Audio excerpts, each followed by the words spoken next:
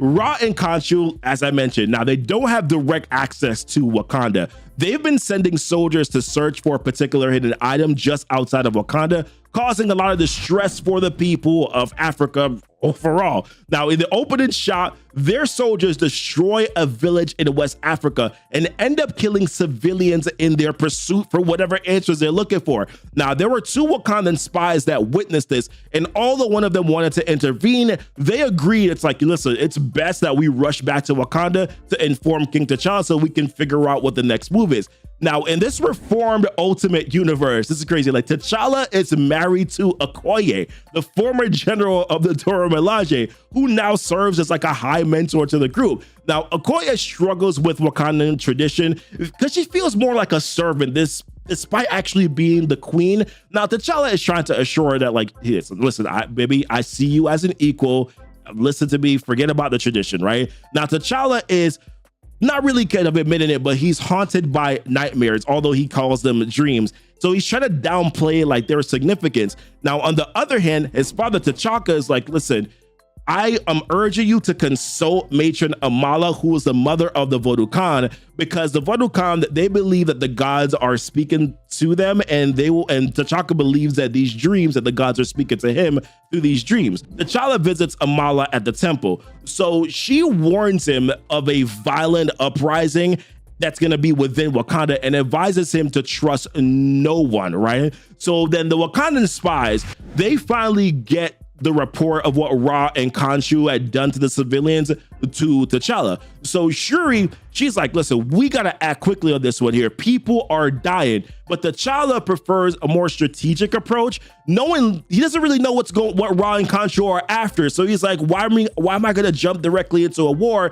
when I don't have all the answers? To which both T'Challa and Okoye then also even bring up this point that Wakanda technically is still a secret and it's not really known to the outside world. So that is a strategic advantage that we have. Let's not ruin that one as well. Meanwhile, Khonshu soldiers, they are continuing their assaults on the outside, right? Like they're about to kill a boy. But before that even happens, Killmonger, this dude, he looks good, man. Like this is the draw, he looked at the mask, he looks great. So he intervenes, right, and he takes out a bunch of these soldiers with his axe. You can see the blood on it. Then he like throws it one time and it kind of spins. It looks good. And then when like the ships, like the ships, the soldiers are in the ships, when they try to retaliate, we see this lightning come out of nowhere and destroys one of it. And I'm like, what? Like, who is that? Well, like I said, like meanwhile, Killmonger's kind of doing this thing. And then we see this like silhouette of this woman who just looks so majestic. They call her the Wind Rider.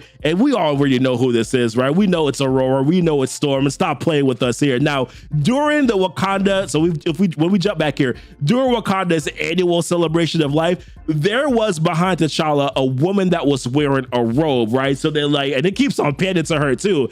And then she throws off this robe and then like strapped to her chest, we see this bomb. And then she shouts, for Khonshu, before like detonating and blowing up. So quickly, right, T'Chaka, he pushes off T'Challa off the stage. And as T'Challa is falling, this dude is suiting up. And listen, when he lands on the ground, I'm like, this boy looks so good with I just love that Panther drop. It's one of my favorite things to see.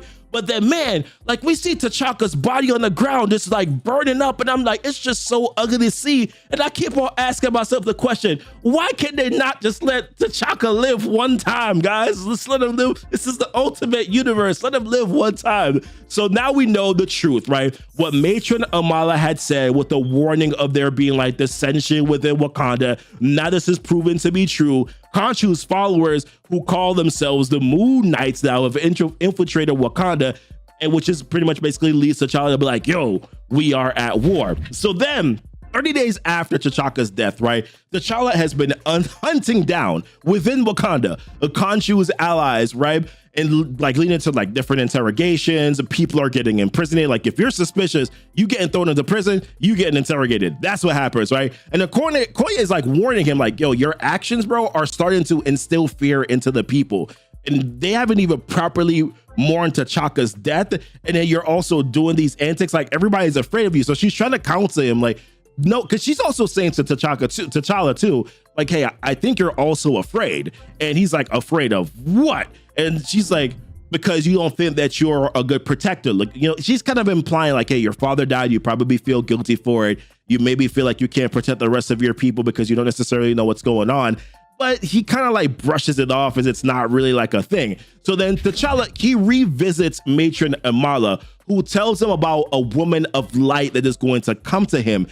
She says that like their fates are intertwined and that she will give him an heir. So T'Challa assumes that this means Okoye, and then talks about how he doesn't want to be a king of war. But Amala reminds him that, listen, destiny doesn't really align with whatever your personal desires are. Like whatever is supposed to happen, my guy, like it's going to happen, right? So then meanwhile, Khonshu and Ra, they're frustrated with this Wakanda woman, and there's like a hologram that she's shown on, and she's talking to them, and they're just like, well, you gave us faulty intel. And she's like, listen, I strategically placed the woman near T'Challa, gave you an opportunity to kill him. Y'all kind of screwed that one up. Like, that's not really on me. I gave you all of this that you needed. So now we know, of course, like now it's a woman that is within inside of Wakanda. And I'm assuming that this might be someone that's within the Dora Milaje, because it looks like it was like, how would she have placed that woman nearby T'Challa if she didn't have some power or pull? Either maybe she's not a part of the Dora Milaje, but she definitely has some pull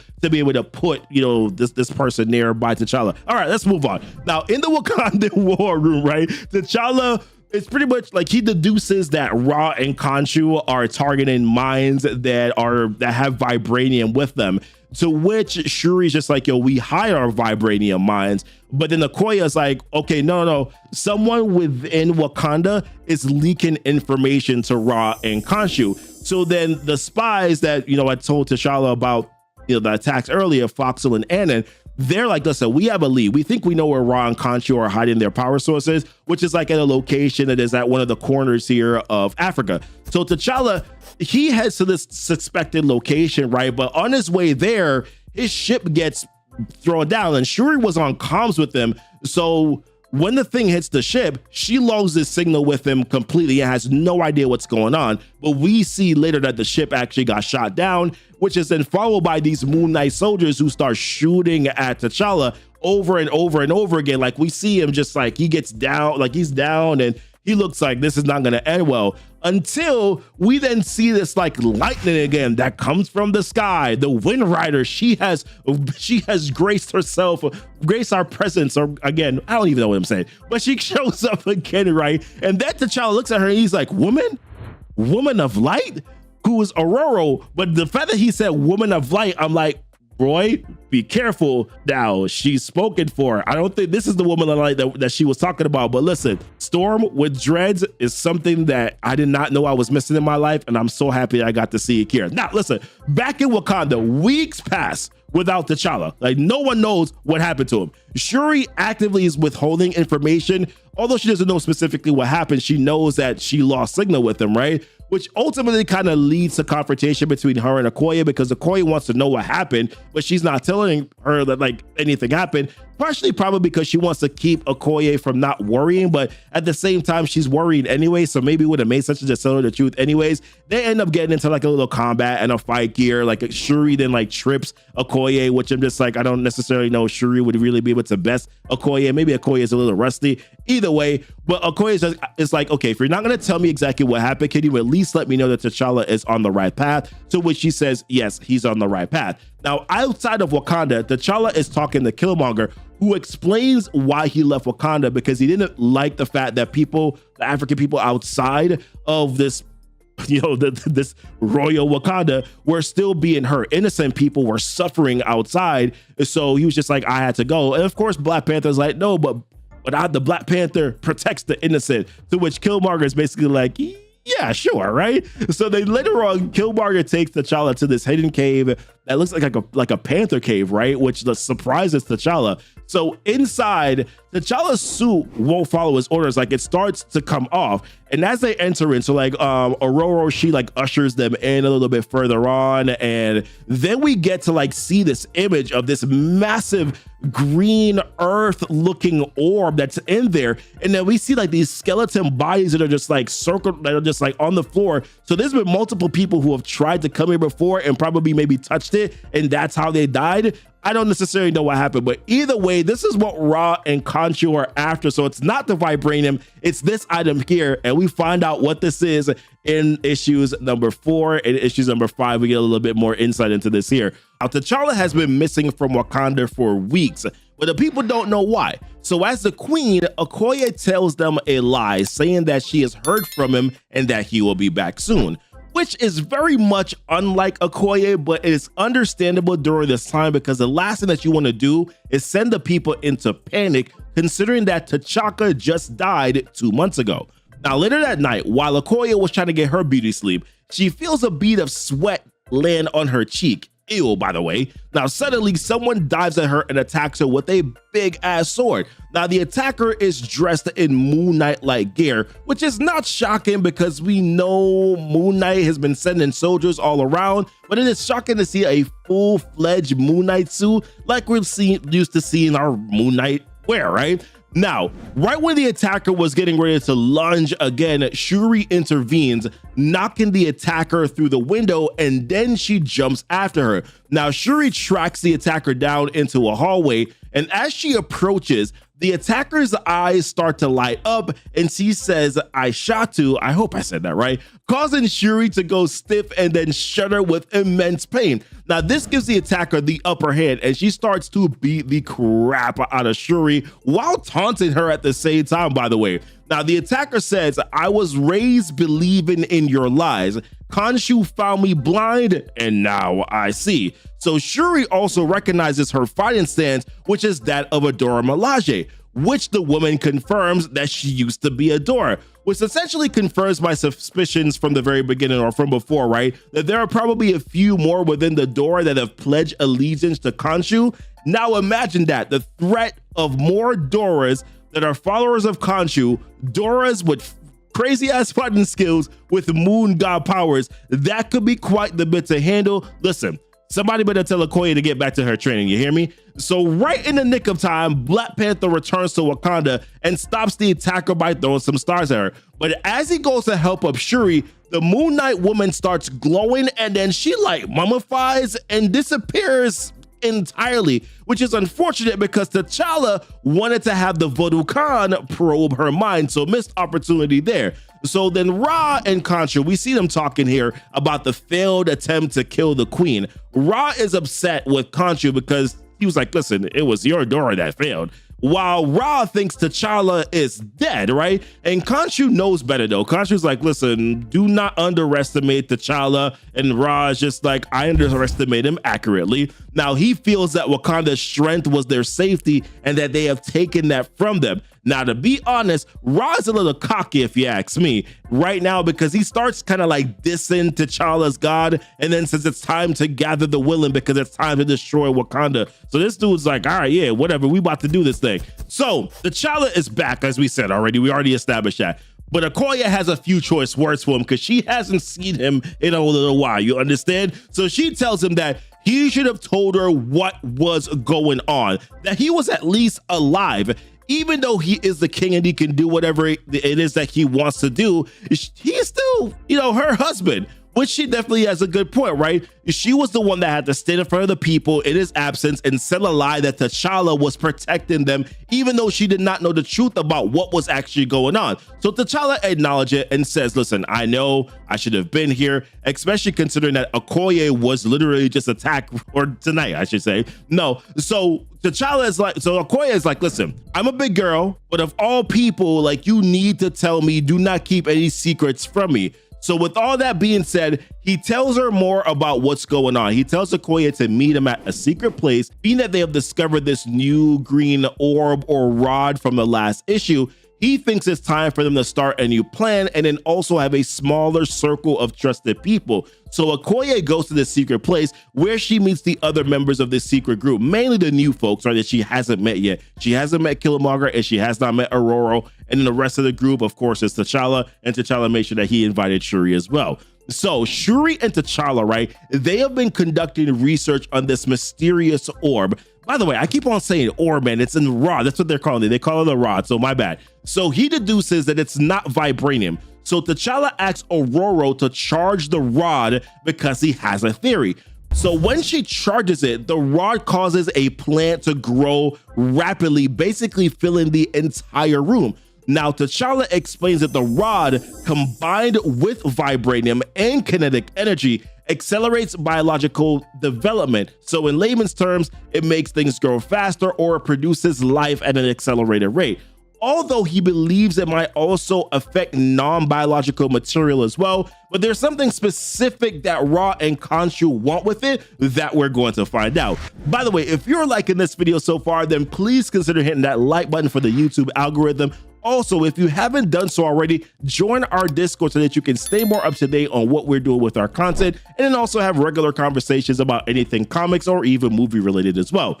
All right, so T'Challa visits the Voodoo Khan to talk to Mother Amala about the rod, and he's pretty upset with them about the whole thing because he's just like, I feel like you've been keeping secrets from me and not telling me what's really going on. So she reveals that years ago that there were 2 trails of fire that crashed into Africa, one being vibranium and the other an unnamed element that spreads life like a plague. So she explains that the vibranium and the rod are opposites, like light and dark. Vibranium, it makes weapons and shields, which you can say is more for like war and destruction, while the rod accelerates life, which is the complete opposite of that, right? So she warns T'Challa that his desire to master it is going to bring him pain. She also tells T'Challa that Ra and Khonshu want to use it to form a new kingdom, and that Wakanda must prepare for war against Ra and Khonshu because they cannot allow them by any means to be able to gain access to this thing.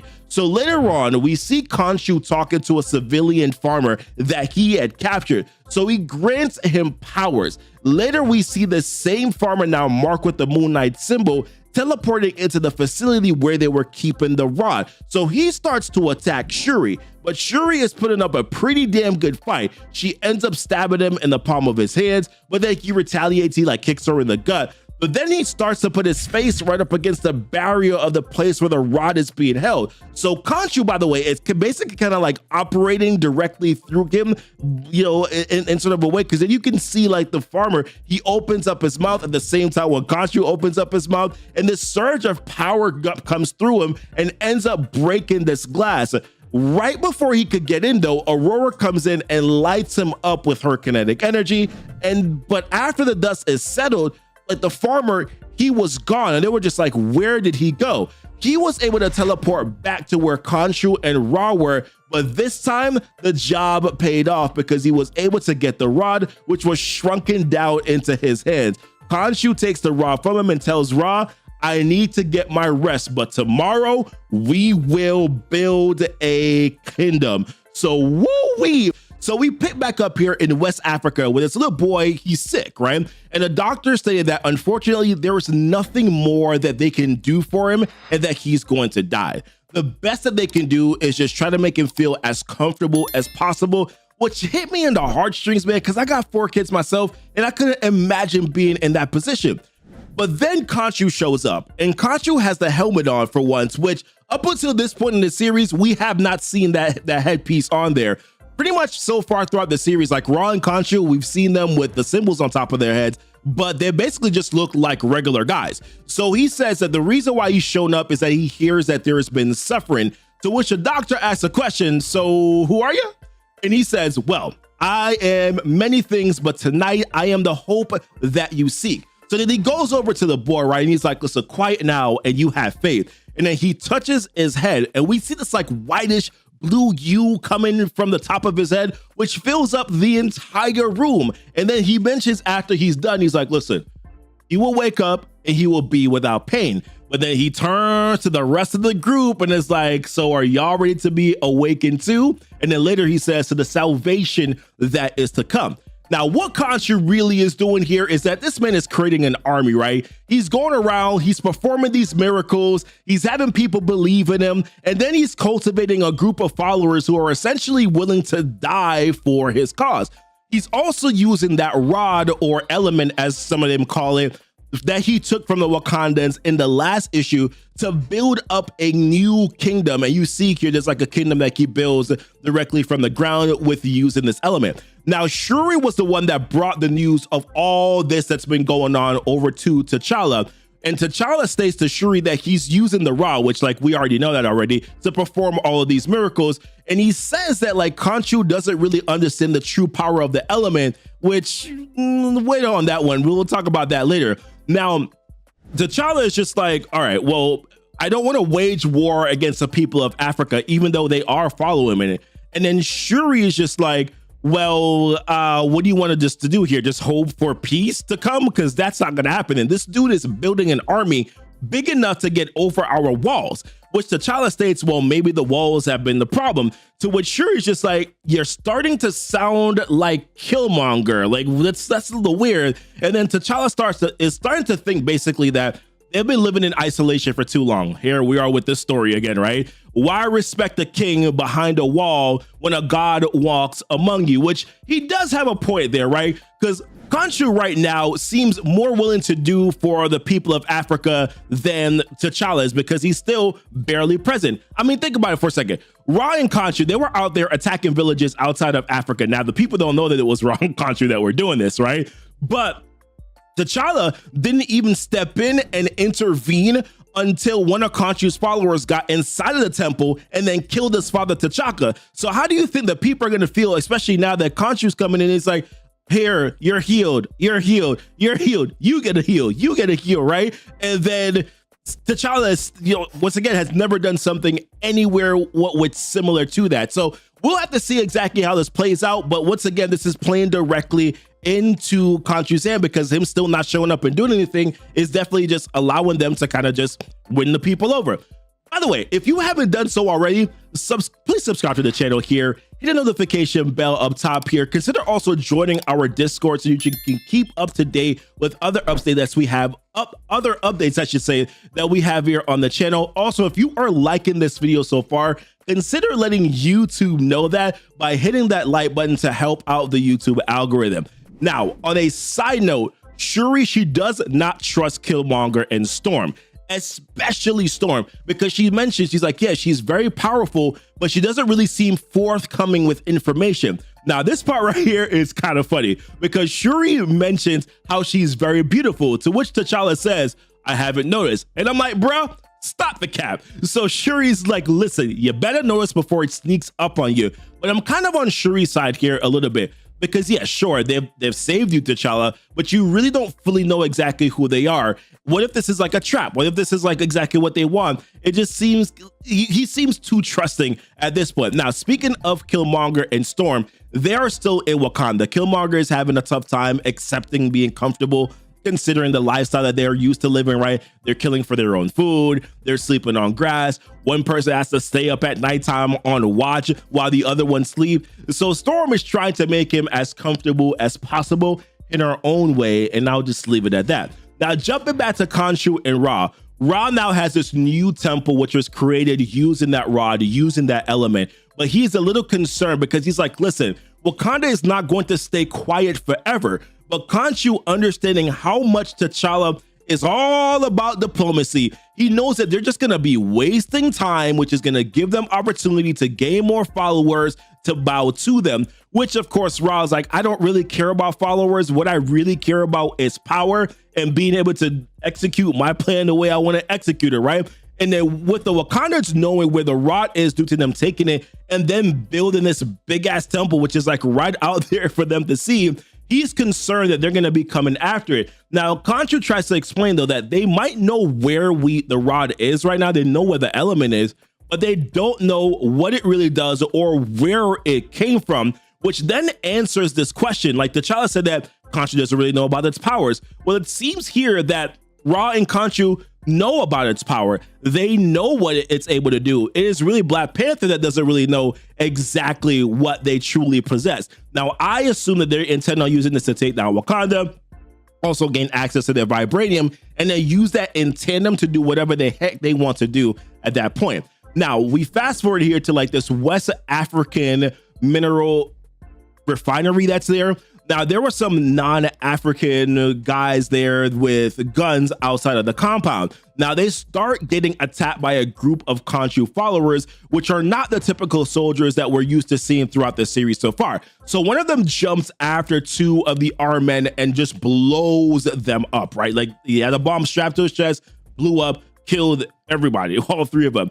Before the rest of the group could get a little bit closer, there was like this purple barrier that cut them off, and the Khonshu followers ended up detonating into that thing. And then T'Challa drops down next to one of the armed men and tells him, get lost, because whatever operation you got going on right now, that operation is over, and also you are no longer safe in Africa, so you better leave. So T'Challa, as he kind of looks on from there, another big explosion pops up, knocking him back. And listen, he strikes that Wakanda pose, and it looks real good. Although I will say this, I believe it's right over left and not left over right, but I'm gonna leave that one alone. Now, moments later, guess who pops up? Khonshu.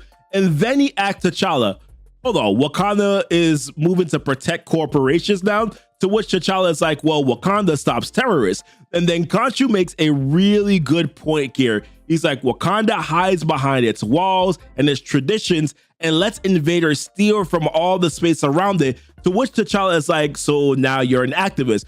But once again, this is always the same theme with Wakanda. You're hiding behind your walls, you're hiding behind your protection while your people around you are suffering. That's always a theme here with Wakanda, right? So Khonshu lets him know, like, I'm doing what Wakanda should have done generations ago, and you would be wise to let me do it, because here's the thing, bro, you cannot stop me. So T'Challa launches himself at Khonshu, right? Initially, Khonshu, he like catches his punch, and then he follows up with a kick, which surprisingly draws some blood. I was not expecting that. And then Khonshu catches his balance and says, okay, that stands up and starts to walk away. And he's like, okay, very well.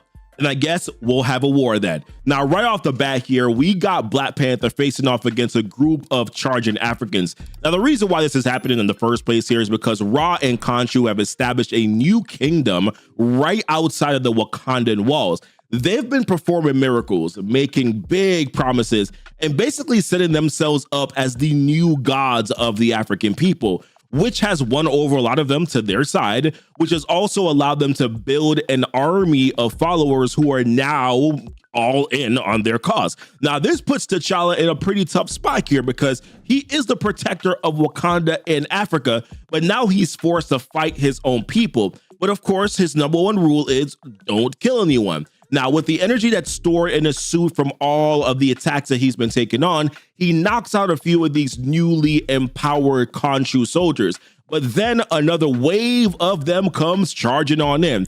Now, at this point here, T'Challa calls in some backup, right? Because Storm and Killmonger, they're still in part of the Wakandan tribe right now. Now, he reminds them, pacify them, but don't kill him. So then Killmonger fires off a sonic boom here, which is just enough to be able to stop them in their tracks. And that gives Storm an opportunity here to come in and then blow them away with the wind, preventing them from causing any more harm.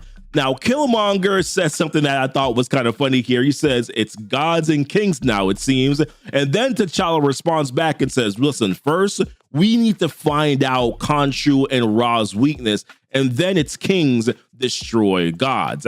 And then Storm, with a little bit of a concern in her voice here, later on says to T'Challa, she's like, you are more kind than your enemy, and I hope that you do not come to regret that. But here's the thing though, right? T'Challa's reluctance to kill is playing right into Ra and Khonshu's hands. They know that he won't go that far, which gives them more time to build their army. They want a war, while T'Challa, he doesn't. Now, Matron Amala from the Vodou Khan tries to get this through to him. Remember, back in issue number 5 of the series here, she warned him to prepare for war. She said it wouldn't be like anything that he's seen before, nothing that his father has experienced, nothing that his grandfather has experienced. It's been nothing that Wakanda would have experienced before. So him trying to avoid this war is not possible. It's inevitable. It's fate. She also told them not to let Ra and Khonshu get their hands on the new element. Now, if you're just picking up on the story, there is this new element that Killmonger and Storm had originally found and led Black Panther to it. It is an element that Matron and Mala has said is the opposite of vibranium. And what this element does is that it produces or progressive life at a very accelerated rate. Now, Ra and Khonshu were basically terrorizing the people of Africa to find this, and then T'Challa had brought it back to a secure location, at least he thought it would be secure, but then Ra and Khonshu were able to steal it. And that is what they used to build that kingdom outside of Wakanda, the Wakandan walls, and what they're most likely going to use to wage war against Wakanda. So the next part here is very crucial to the rest of the series that we're going to talk about, right? So T'Challa goes to Matron Amala for advice. Now, as I mentioned before, Matron Amala is the mother of the Vodou Khan. I mentioned that in previous videos. And as I've mentioned before, the Vodou Khan is a religious group that provides counsel to T'Challa. They believe that they receive messages here from the gods. Now, he asks her, are you saying that I should march the Dora Milaje in to kill the people who serve Ra and Khonshu? And she's like, yes. She explains that while it's admirable that he doesn't want his people to die, that the choice isn't his, it's theirs. But T'Challa pushes back, right? He believes the war won't end with an army, but with understanding the source of the enemy's power. And he's talking about the element. And honestly, T'Challa's kind of starting to piss me off a little bit here, because Ra and Khonshu, they have the element. They've built a kingdom. They've got followers and an army, and you know what they want next. They want vibranium. And yet this dude is still hesitating here. It's very frustrating. And I know a lot of you have been talking about Ultimate Universe T'Challa, Ultimate Universe Black Panther, that he has not really been operating in the smartest way that we're used to seeing T'Challa operate in the 616. And he's doing the same thing again. So listen, T'Challa starts to suspect that Amala isn't telling him everything. And she points out that really his ultimate problem here is that he wants certainty, while the Vodou Khan, they embrace faith. Now, T'Challa reminds her that she said that vibranium responds to the new element and that it can harness psychic powers, even breaking the laws of physics. But she lets T'Challa know that he is so stuck trying to understand something that is way beyond his understanding. And then Amala hits him with another kind of like reality check here. She says, you believe too much in science. And in faith, which she goes back to again, there are more possibilities. That's the secret of the gods. She's talking about Ra and Khonshu. She's implying that they are operating on faith, not just logic. And then she kind of comes in here and drops this little bombshell. And I'm like, okay, Amala, what are you talking about? She says, what if vibranium is more than just metal? What if it has a consciousness, a will of its own? What if vibranium came from the cosmos like a seed? It's alive with its own agenda. And finally, she asks a question. Are you certain that Wakanda controls vibranium, or does Wakanda serve it? And I'm like, okay, Amala, you have got my attention now. So this leaves T'Challa questioning everything. Like, while he's worried that he might not fully understand vibranium, he's also concerned that Khonshu knows more about the other element than he knows about even the vibranium that he's currently using. Like, could the element that Khonshu and Ra are using, which enhances life, is it possible that it can also destroy life as well? And he's saying all this while he's talking to his wife, Okoye. And he says something else, that he's starting to realize that his mind has been trapped by logic and reason. And maybe it's time to start thinking like a god if he wants to defeat a god. And I'm like, oh my gosh, like T'Challa, where has this T'Challa been the entire time, right? So he gathers Killmonger, Storm, and Okoye and Shuri into a room. And he asks Killmonger if he can help them to find someone who's both a mystic and a scientist to help them with their situation. And I'm like, bro, that kind of sounds like Victor Von Doom, but this is the Ultimate Universe. And in this universe, Doom is Reed Richards. So who potentially could it be here? Could it also be Doctor Strange? I don't know. Technically, he's not a doctor. He's not a scientist, right? He's a doctor. I don't know, guys. Semantics. Maybe I'm overthinking this. I guess we'll find out in the next issue, but I need to know who's this mystic scientist that we're going to see here.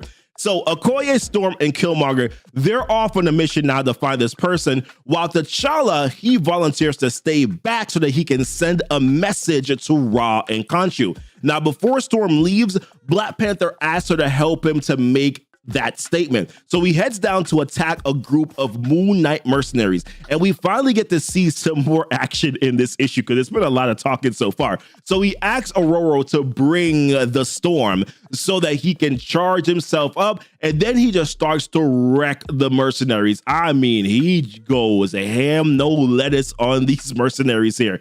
Some of you guys will get the reference. It's okay. And there's this like one shot right here where he like jumps through the crowd and there's like a few of them and he's like shocking them all at the same time in like suspense. And I'm like, this is kind of fire. Now there's a group of captives that were with these mercenaries, right? And T'Challa tells one of them, name the one who set you free. And the guy says, the Black Panther. And then T'Challa is like, nah, bruh, say it loud. And then they all scream, Black Panther. So clearly, T'Challa is working on reclaiming his name and putting the gods on notice. And he then asks another captive that was there, he says, what does Moon Knight promise you? And then he says, he promises that soon there will be no place here where he cannot see. So T'Challa responds, well, let him see this. And then he throws a surge of electricity into the air as Ra and Khonshu look on.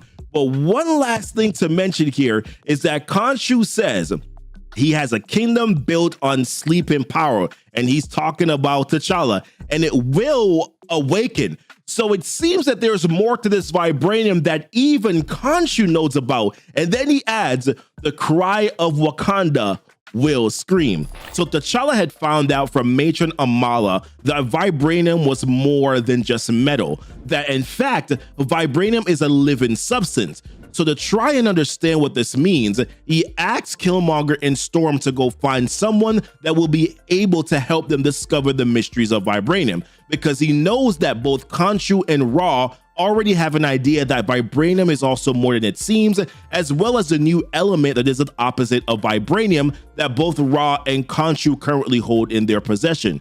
In addition to that, the Black Panther, in an attempt to win back the people of Africa who are beginning to turn their back on Wakanda to pledge allegiance to Khonshu, the Black Panther saved a group of African people who were captured by his soldiers and then made a public display with the help of Storm to show them that he was about that life, so to speak. So back now, when we jump into issue number 8, we pick up on this battle that Black Panther and Adora Milaje are charging into against Khonshu's army. Now, while they fight, there is a narration coming from the book of the goddess Bas while this entire fight is going on. And the words say how the Black Panther would lead his people to their better nature through tough times, violence, and despair. How to be careful not to harm other nations, not to have brother strike against brother, to let no righteous tear find the soil. How the Black Panther is her hand. He or she is to walk in her power, shield the people from their fear, endure their pain, and those who follow will mirror their virtue, calm spirit, grace, pride, and sentinel peace. Now, in the last phase of this battle here, the Black Panther comes up against one of Khonshu's biggest enemies, and he is given T'Challa a tough fight here. And in his final move, he stabs T'Challa with a sword that looks like it's been made from the new element that is the opposite of vibranium, that of course we know that Khonshu and Ra have. So the Khonshu warrior says, Khonshu brings illumination. Receive it, blasphemer, talking to T'Challa. Now, in addition to this here, we see one more phrase from Boss's book that says, they will see you, Panther, and you will be loved. Now, for Black Panther, this sword is starting to have an effect on him here. The sword is glowing with green light. That same light is surging through his body, and he is holding his head in agony as he screams. His suit also is starting to slowly come off of him as well. Then we go to the scene here where it looks like there's two worlds that are colliding together. This is a metaphor for most likely the vibranium and this new element that is in Africa. They both converge on Earth and they both land on Earth. Then we see T'Challa, who we see walking through what looks like a desert, in what we can only assume is a vision or a dream. Now, in that dream, he stoops down to pick up a piece of vibranium. Now, this vibranium starts to glow, and as he starts to scream again, then he slowly begins to turn into an actual Black Panther. All of this, by the way, is very pathetic because Matron Amala said this very thing would happen in previous issues. Back in issue number 5, Matron Amala discussed how Black Panther will try to master with reason the power, referring to the power of vibranium and the new element, and how it will laugh at him. It will change him. He will beg for its change, but before its change, he will scream. The question now is, what change is she talking about? Well, let's take a look at that. So after Black Panther had changed into a Black Panther, we see him wake up in a monitoring room with Okoye by his bedside. It turns out that T'Challa had been unconscious for 7 days. Additionally, he wasn't just unconscious. Okoye said that he was crying and screaming, which prompted Okoye, as the queen, to lie to the people of Wakanda because she thought that he was going to die. So T'Challa explains to her that he was having visions, which she can't really explain. So Okoye shows them the Khonshu blade that they pulled from his body. She thinks it was poison, but T'Challa is like, nah, if it was poison, it definitely wasn't by them. And as he takes a sip of some water, he begins to tell her that he can feel it. So naturally, Okoye is like, feel what? So then he points her attention to the sword. He says he can feel it as if though it could breathe. Additionally, he says that their technology, the vibranium, that it sings to him now. So he tells Okoye to pick up the sword and hold it outstretched. And when she does, he puts his arm out like he was summoning Thor's hammer, and then the sword does exactly what Thor's hammer would have done. The handle of the blade flies directly into T'Challa's hand. So then Okoye is asking, you willed it to you?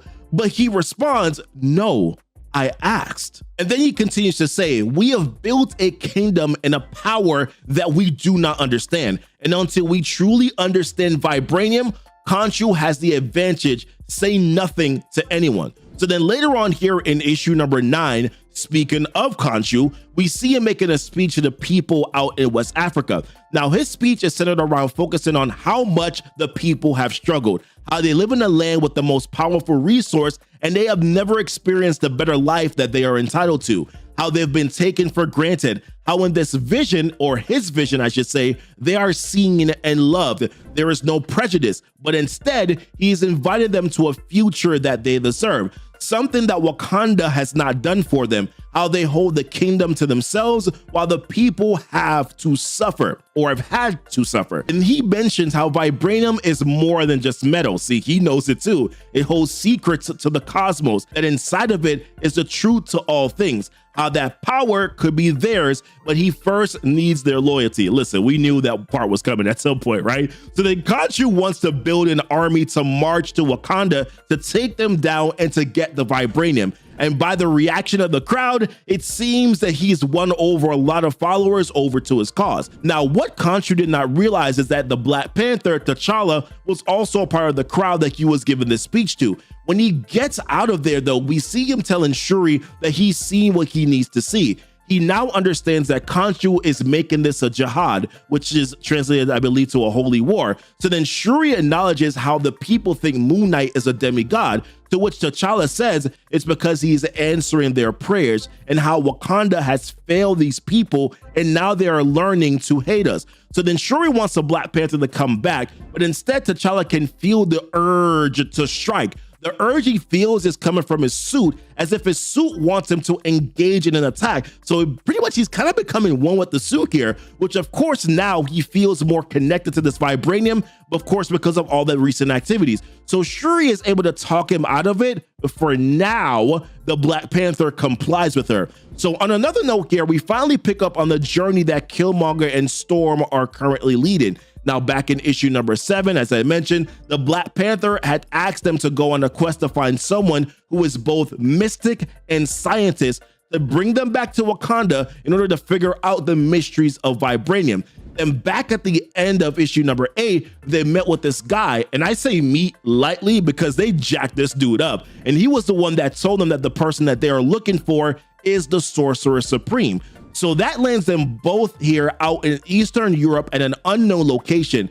Now, they think they're going on a rescue mission here to get the sorcerer. So at first, they're trying to like plan things out tactically to take out the guy on top of the roof, and then the guards that are at the ground level here. So then Storm handles the guy up top, naturally, and then Killmonger handles the ones that are on the ground. Now, interestingly enough here, when they get to the front of the building, they realize that there are no cameras that are here. So Storm is like, listen, why record events at a place that's not supposed to exist? So then Killmonger's like, there are some exposed vents in the back of the building. Let's go in through there. But Storm, who apparently is in the mood today, decides that shock and awe is the way that she would like to go. But then someone steals her thunder, no pun intended, because those same men who have their faces blurred, by the way, a bunch of them get thrown out of the building through the building's glass. And then Killmonger recognizes one of the men. Now his face is not blurred, and his name is Donald Heimstedler, who is a torture doctor for hire, which now leaves them wondering like, what could have killed these people? And as they head to go through the front door, we see more men flying out of the building. Now this time, though, a little more ground level is where they're being thrown. Now, as they start walking down the corridor here, they see a slew of men laying on the floor. Now, once again here, I'm using the word laying lightly, which makes Storm wonder whether or not they should even be setting this person free.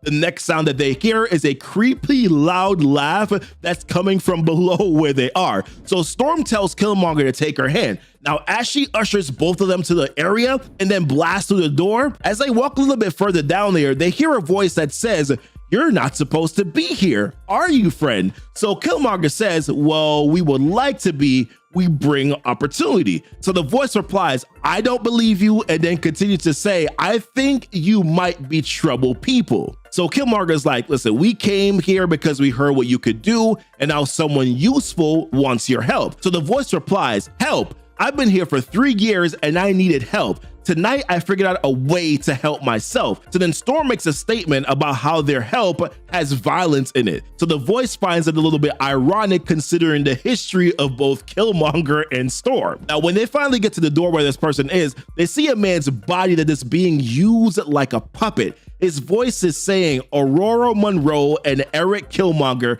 you're far from home." So then Killmonger questions if this is a sorcerer, not realizing that the sorcerer is just using this person as their voice. What the voice says is that they've made it very hard to speak here, but this person got close enough to hear her whisper, which is when she took control of him. Then the voice goes on to say, "Magic needs speech, you see. My captors knew that, and this puppet will only last so long. And in my anger, I might have killed the other ones. I lose myself sometimes." And then continues, "You want my help? The old abracadabra? Hee hee hee. Well, I want something too. Quid pro quo. Come on in." So then Eric, he makes it a little bit further on while Storm is like, "No, don't do that." But he's like, "Listen, stay here, Aurora. I got this." And when he finally gets inside, he is shocked what he sees. He's like, "Goddess." But then the voice continues, "Little old me? Nah, I just know the ways of above and below, and you're here about the Vibranium. Y'all don't know what it really is, but you do stink of it. I'd love to have a conversation about it with you, Eric. Easy to make this fella talk, hard to make him do strong things. You look strong. I've done about all I can with my whispers. Why don't you swagger over here and take off this gag?" So here we see the reveal here of the new Sorcerer Supreme, or the ultimate Sorcerer Supreme here in this universe. Most likely, I'm assuming that whatever is holding her down here, most likely it's the people from the Maker's Council that set this up and arranged it so that she's currently here. Now, I know some people might be upset here with the gender swap aspect of this, but honestly, I'm gonna let them cook, because she looks really badass and probably a little bit more sadistic than probably Doctor Strange really is from the main universe here. We initially start off with Moon Knight running away, and he's covering up a wound because you can see him bleeding out. Now, before he can get too far here, you see this explosion that knocks him into the air and eventually has him coming crashing down. Now, following that explosion here, we see the Black Panther, and he says, "It seems God has fallen, but can he find the strength to stand?" So Moon Knight tries to conjure up a weapon while he's screaming, with T'Challa then saying, "Oh, God screams. And when Moon Knight tries to attack Black Panther, he shatters whatever weapon that he has, and then he pulls out those claws and he stabs Moon Knight here straight through the gut, because you can see his hands then come out all the way upon the other side. Now, in a savage way here, Black Panther just says to him, "And now God is dead." But then this is where things get a little bit weird, because there's this voice that says, "You serve well," to which the Black Panther responds, "I serve no one." And then the voice continues and says, "King of nothing, slave to the ancients, you serve the will of the cosmos. Do you think you could use the element without humility? Do you think you could control it?" And then the Black Panther responds, "I don't need vibranium." And I'm like, no, you probably do need vibranium, T'Challa. But then the voice replies back and says, "Strong words, slave, then free yourself." Like, whoa, okay, right? So then we see the Black Panther writhing in pain as he clutches his head. And it gets to the point where it looks like we can see the Black Panther almost peeling off his entire mask here, while the voice says, "You are vibranium." And as the Black Panther continues to writhe in agony, it's in this moment here, that's when we start to realize that this whole thing that happened was actually not real, and it was just T'Challa having another nightmare.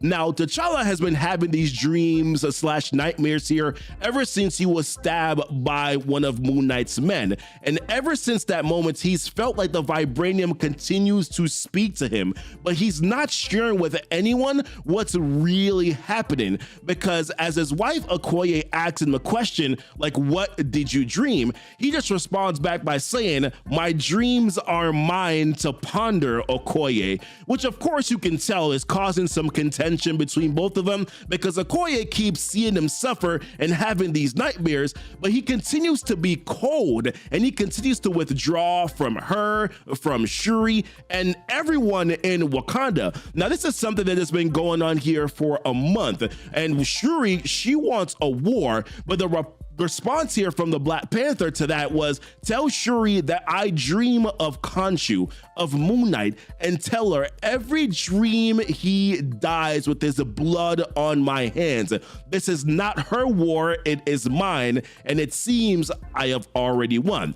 Now, later on here after this, we do see a Moon Knight army outside in Africa, and it seems that they were expecting the Black Panther to show up here, but instead what they got was Princess Shuri, which of course he scoffs at a little bit here, but the whole point of this meeting was that it seems that the Moon Knight wanted to talk, which is kind of funny to me, right? Because he was calling Black Panther a coward for not showing up, while at the same time, Moon Knight didn't even show up himself. Like, he sent out an army with a different leader here, but I'm gonna leave that irony alone, right? Now, this man continues to say, "Listen, Moon Knight has an offer for Wakanda, an offer of peace," but Shuri tells him to be careful, and then he responds back by saying, "You are one, you're outnumbered, and I am not the one who needs to be in caution." But Shuri, she's got a trump card here, because when she puts her hands up, to their surprise, the Dora Milaje, they come out in their numbers.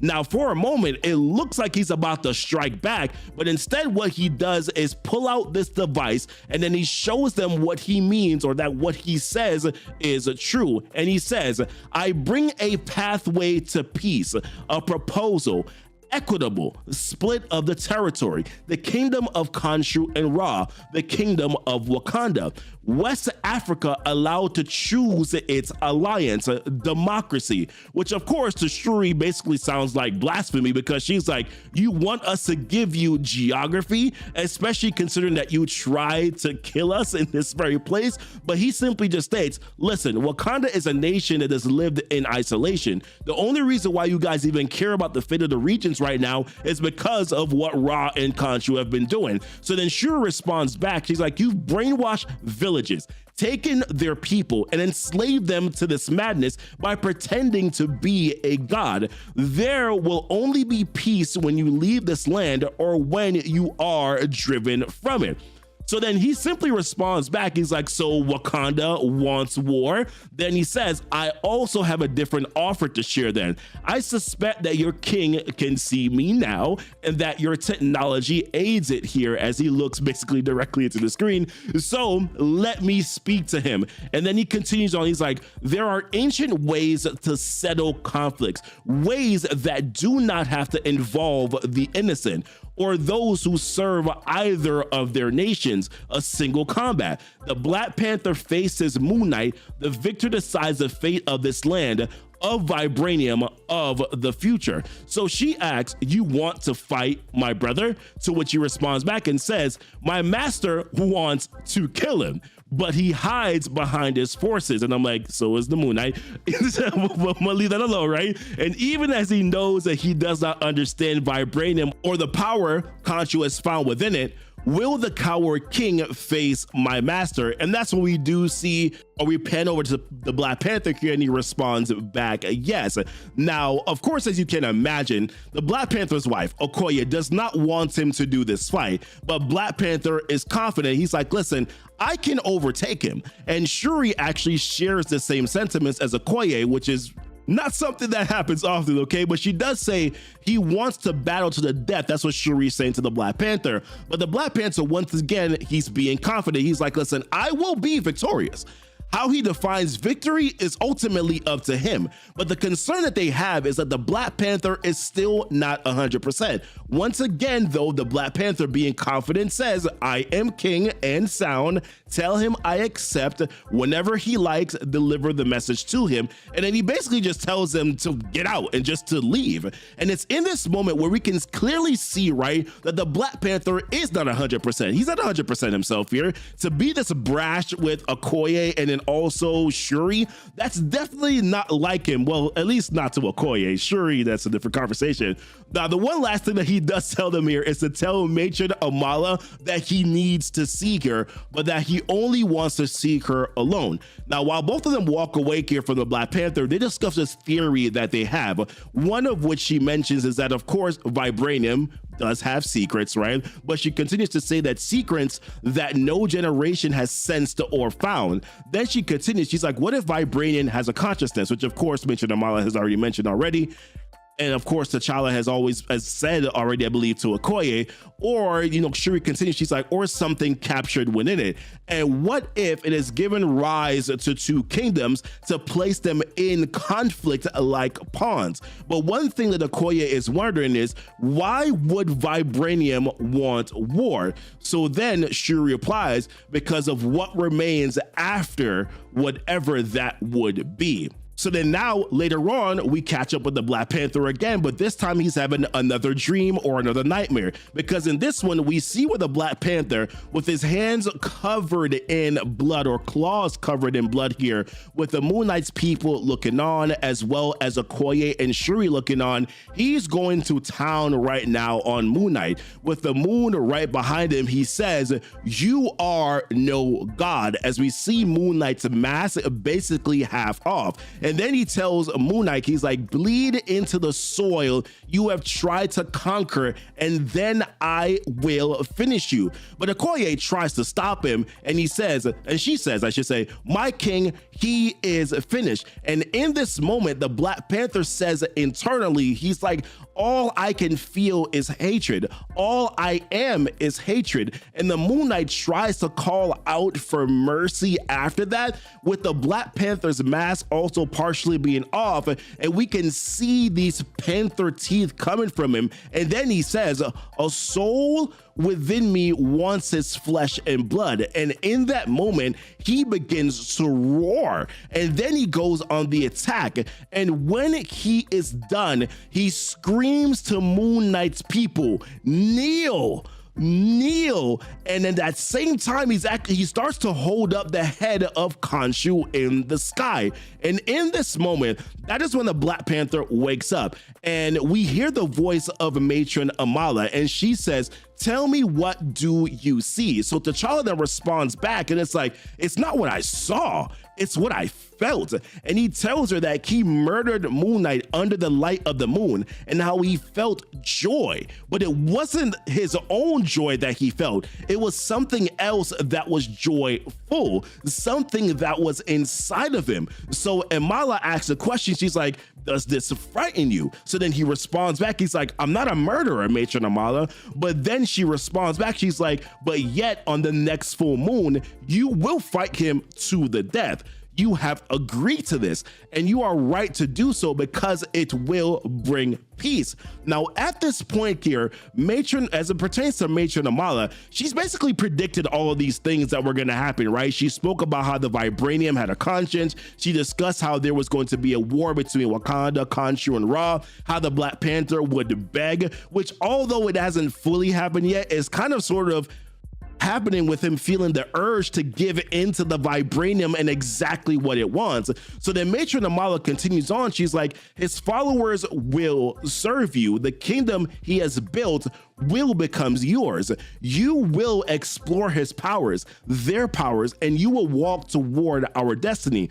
Now, of course, Black Panther wants to know, like, what is that? So she mentions how the Voodoo Khan have waited for generations for this moment, for his bloodline to realize what needs to be, for Wakanda and Vibranium to take their throne in the world, how she is no priestess of peace, but instead she's a witness to the birth of a new age. And she does not fear the Black Panther's visions, she embraces them, and the Black Panther should as well. Now, in this moment, the Black Panther admittedly says to her, you know what's happening to me. You know what I feel, and you know what I'm sensing.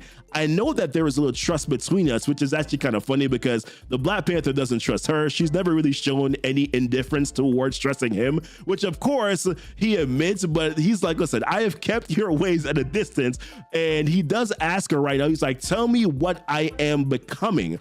And then she simply just responds back. She's like, you know what you are becoming. You're becoming the great vessel. The God substance speaks to you. Your father could not hear it. Your grandfather could not hear it, but you can hear it. The chosen one, right? I'm just adding those words in there. And then he responds back and says, Vibranium. But then she replies back. She's like, a ridiculous word of science for something that is far greater. You and your rationalism have come to the water's edge.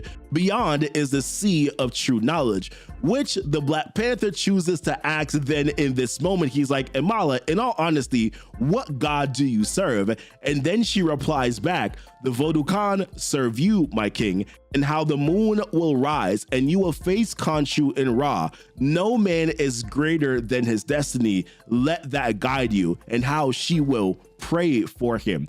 Now, this finally leads here to the moment of truth, the fight between the Black Panther here and Moon Knight. Now, as the Black Panther walks in, we can see the people of Africa. We can see Wakanda's, we can see Moon Knight's people, his soldiers, his followers. And the Black Panther mentions, he's like, he comes here with pageantry, but then the Moon Knight himself shows up and says, I come with destiny. Now, Okoye realizes that the Black Panther is quite calm considering the current situation, to which the Black Panther then responds back and says, I do not fear the Moon Knight. However, I do fear what Moon Knight will force me to do, how they need to see his frailties, his vulnerabilities. It's not about the victor tonight, it's about how the victory is won. Now, meanwhile, Moon Knight has his own confidence. He says, this will be the end of one age and the beginning of another. By blood spilled, the page shall turn. And in the next moment, the Black Panther tells Okoye, my queen, tell our people not to react. Do not celebrate, do not show stress. Tonight, we will show them that Wakanda is unrelenting. For this land, I ask this land to guide my actions. And then he gives Okoye that movie scene hug. Now, in the next moment here, Khonshu asks the Black Panther, does the Vibranium whisper to you, Black Panther? Does it give you dreams of victory? Perhaps it has led you to your death. But then the Black Panther responds and he's like, let us see which of our dreams speaks the truth. So then the Moon Knight continues, set your eyes on this moment as he speaks to his people. This is the first step in this continent's future, the end of limitation and the punishment of blasphemers. And as he points over to the Black Panther, in that moment, he conjures up his weapon. the Moon Knight does. And he says, the moon shall see you fall, as he tries to attack the Black Panther. And I'll be honest here, you can clearly tell that Moon Knight is just fighting with anger because he just keeps on like slashing and missing. But he does say, under your armor, all there is fear. And while his constituents scream out with joy, hail Moon Knight, but then in that moment, something happens because the Black Panther's eyes get fixated on someone or something or some people that are around him. And he asks the question, he says, who? And then when you look up behind him, behind the charging Moon Knight, we see what look like 4 men who are like these shadowy figures here with 2 red eyes on the left, and then the other 2, they look like 2 ladder eyes.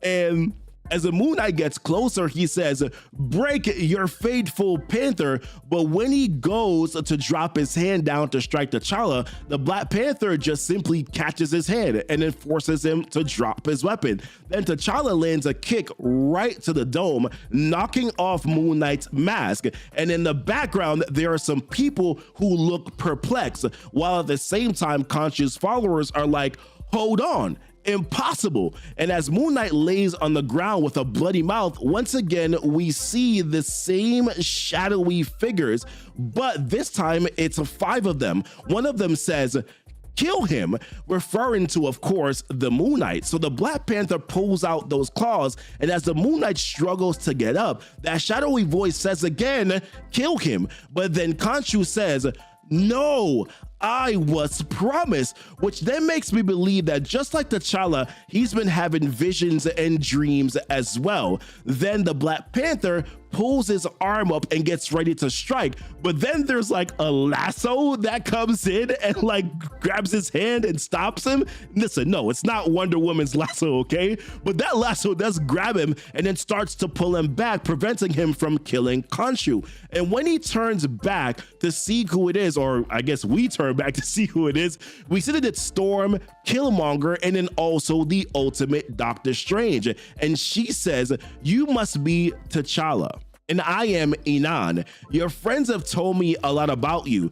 No idea who this Moon guy is, but he doesn't matter. What matters is you have a vibranium problem, and it might not be too late to save everything you believe in. Now, initially here, where this starts off is that we see both Khonshu and Ra in a Wakandan prison. Next, we hear the Black Panther talking to Inan, the current Ultimate Universe, Doctor Strange, and Sorcerer Supreme. And he asks a question. He's like, okay, so you're a magician. And then she responds by saying, yeah, kind of in simple words, but meaning that there's a lot of different layers to it. Now, the Black Panther mentions how Eric Killmonger told him that she's impressive, and how Eric is not a man who is easily impressed or impressed by much. Now, Inan lets him know that she's been freed to help him, so she's here to offer her assistance. But you can tell that Black Panther is very tense because he says that Wakanda is currently swirling and how he has no time for pretense, especially since he has men who think that they are gods imprisoned in his kingdom.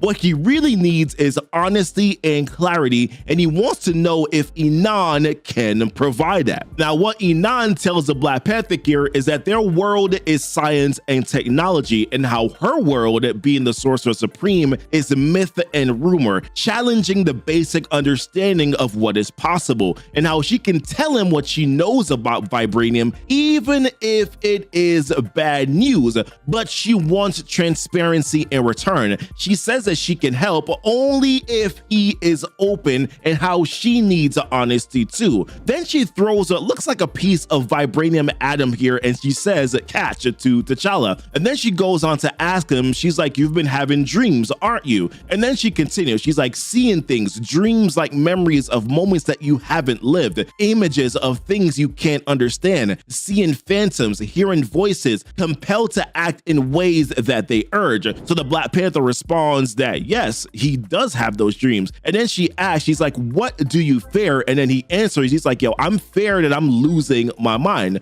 So she tells him, she's like, well, you're not yet, but if my theory is correct, you have a kingdom that is interwoven with the ghost of a very dangerous past. So then T'Challa's like, ghost? Like, what are you talking about, right? So she asks a question, she's like, vibranium is built into all of Wakanda, and then he confirms yes, and how it's been that way for generations, harnessing its power. And Wakanda itself is basically vibranium. So that concerns Inan, and she asks if Black Panther knows why Ra and Khonshu were able to harness vibranium's power, awaken the earth around him, and then able to build a temple pretending to be gods. So then T'Challa says no, but that after the duel between him and Khonshu, that they laid claim to Moon Knight's fortress and began to look for answers, but they found nothing. So Inan responds back kind of snarkily in a way. She's like, I hear that you're a genius, perhaps more than that, but you live in a world of reason and causality, which is a very narrow view of existence, and how narrow views miss what exists around them. And then she kind of calls him out a little bit here. She's like, you have a hypothesis, but you don't want to share it. So then she reminds him about earlier their talk about transparency, how she can help, but they have to be able to trust each other. And if they can't, then she might as well just leave. So finally, the Black Panther confesses. He's like, I think vibranium is alive.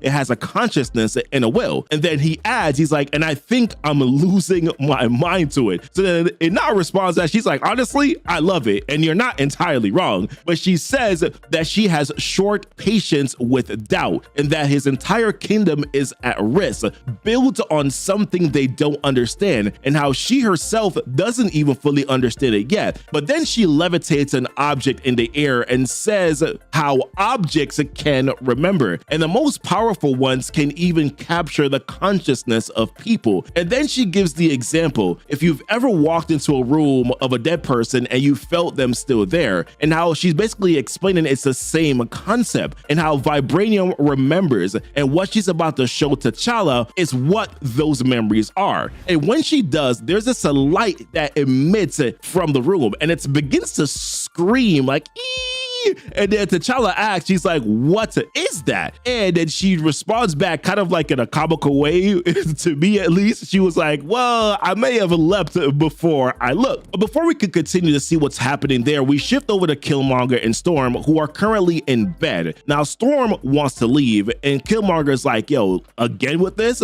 But Storm is telling him, she's like, how she kind of feels that there's this dread that is coming, and she's not wrong. And how when they were on their own, they were free, how they were able to roam around to bring justice to where it was needed. And now she feels uncomfortable because they're not people that make roots. She thinks that Wakanda's soil is also toxic, and how staying there is ultimately just going to end badly for them. Now, Killmonger replies that he doesn't trust T'Challa either, but he trusts his purpose. And though he's naive because, you know, dude was born with power, but how he sees that Wakanda has a purpose. And how Storm then asks the question, she's like, well, what exactly is that purpose? So Killmonger says, he's like, it's not a home, it's a foundation. We can push them to share their power and protection with all of Africa. And how Wakanda can be a continent, not just a kingdom hiding behind its walls. And how Moon Knight showed T'Challa that, and how he will listen to us, meaning, you know, him and Storm. So then Killmonger asks Storm, he's like, well, what do you want most in this world? And then Storm responds, she's like, to protect those who cannot protect themselves. So then Killmonger says, here we have a kingdom. Alone, we're just two people, but we can make these people better than they think that they are. And he says how he has a vision. But just then in that moment, Storm looks out and she sees the same light being emitted from where Black Panther and Inan were. And then when we return to Black Panther and Inan, we see where there's a beast that has appeared from the stone. And Inan shouts, she's like, T'Challa,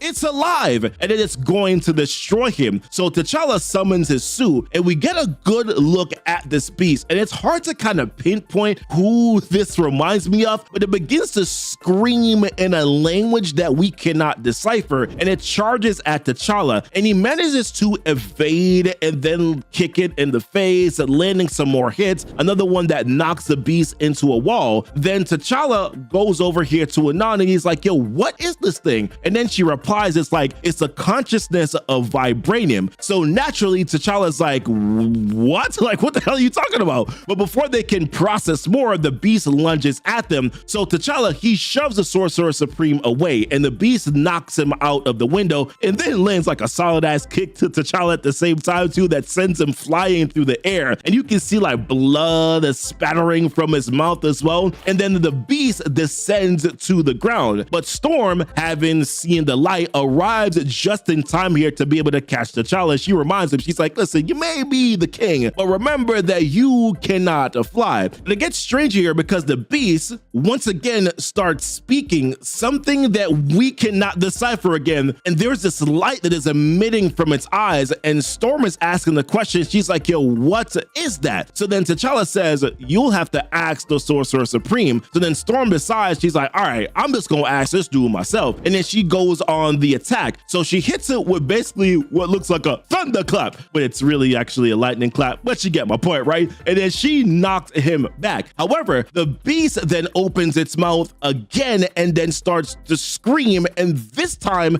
it starts to cause all these explosions here around Wakanda. So you can see here like some of the Wakandan citizens, they're taking on these energy blasts and these blasts overall like dead on. So there's definitely going to be injuries and most likely some casualties here. And the more it screams, the more explosions go off around the city of Wakanda here. So then Black Panther charges in to stop it, and Storm continues to electrocute it. And then the Sorcerer Supreme is like, all right, enough of this, send him to me now. So then T'Challa fires what looks like an energy blast. It's kind of unclear specifically what he's doing, and then throws the beast over to the Sorcerer Supreme. And when she grabs hold of it, the beast then disappears. So T'Challa asks, she's like, yo, where did you send it? And then she says, well, I sent it to space, deep space. So then T'Challa radios over to Shuri. He's like, listen, rally the Dora Milaje and the Voodoo Khan. Tell them to tend to the injuries and then also to put out the fires, etc. And then Storm is like, I'll handle the fires myself. But then T'Challa turns over to Inan again saying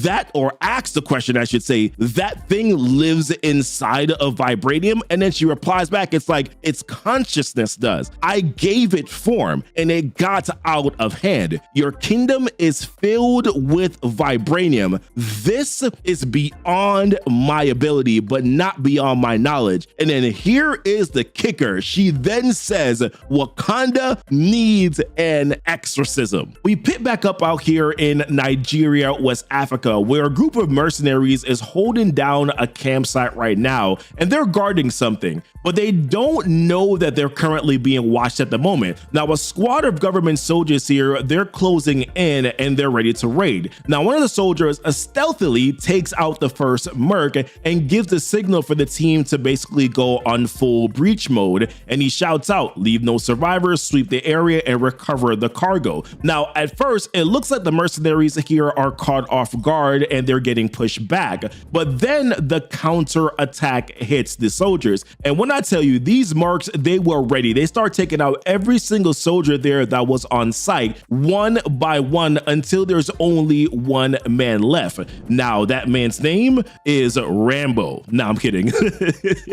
His name is Adi, right? And we get pretty much basically here this nasty montage of Adi clearing house with just pure grit. One merc that was there that had like this heavy suit on, like Adi knives him in the neck and then shoots him point blank under his helmet with no hesitation whatsoever. This dude was just straight up surgical with it. Then he slides on a pair of goggles and he spots the two remaining threats and drops them without even breaking a stride. Now, this dude here, Adi, he's gonna be really important here as we go through this entire video, so definitely want to pay attention to him. Now, he radios in and he's like, the team's gone, all mercs are neutralized, and I'm the only one that's left. So Command responds back and is like, recover the cargo, and yeah, we're sorry about your men, Adi. Now, he heads up here into the main camp building, and there it is, the cargo chained up tight down on the ground. But then boom, here is the twist. We see him, the progenitor here, the same that we saw back in issue 13. The one that, by the way, Inan had claimed to have banished to like some faraway place. Well, she ain't banished him far enough.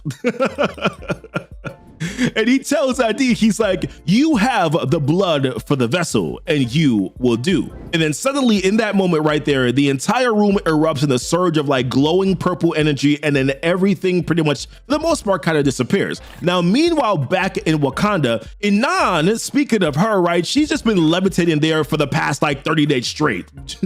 And Shuri explains that she's basically been in this trance for that time, and claiming that she can suppress the escalation here of the dark vibranium. And now they're keeping her alive by like hydrating her, giving her nutrients, and constantly monitoring her vitals. So the Black Panther is like, all right, well, she's given us a path here that we need to be able to take out or to deal with here this dark vibranium, and they're gonna walk in it. But before the Black Panther leaves here, he asks Killmonger for a favor. He's like, can you serve as my general alongside Okoye? Now, Killmonger, of course, is gonna be reluctant, and he mentions how he'd rather like chase down Inan's lost artifacts and dig for the real truth here. But T'Challa knows that because the vibranium is also inside of him, right, that he doesn't really want to put anybody else in risk. So then Killmonger's like, all right, fine, I'll stay, but take Aurora with you. And here's the thing, right? Like, at some point in time, I'm waiting for like the Aurora Black Panther spark to happen, because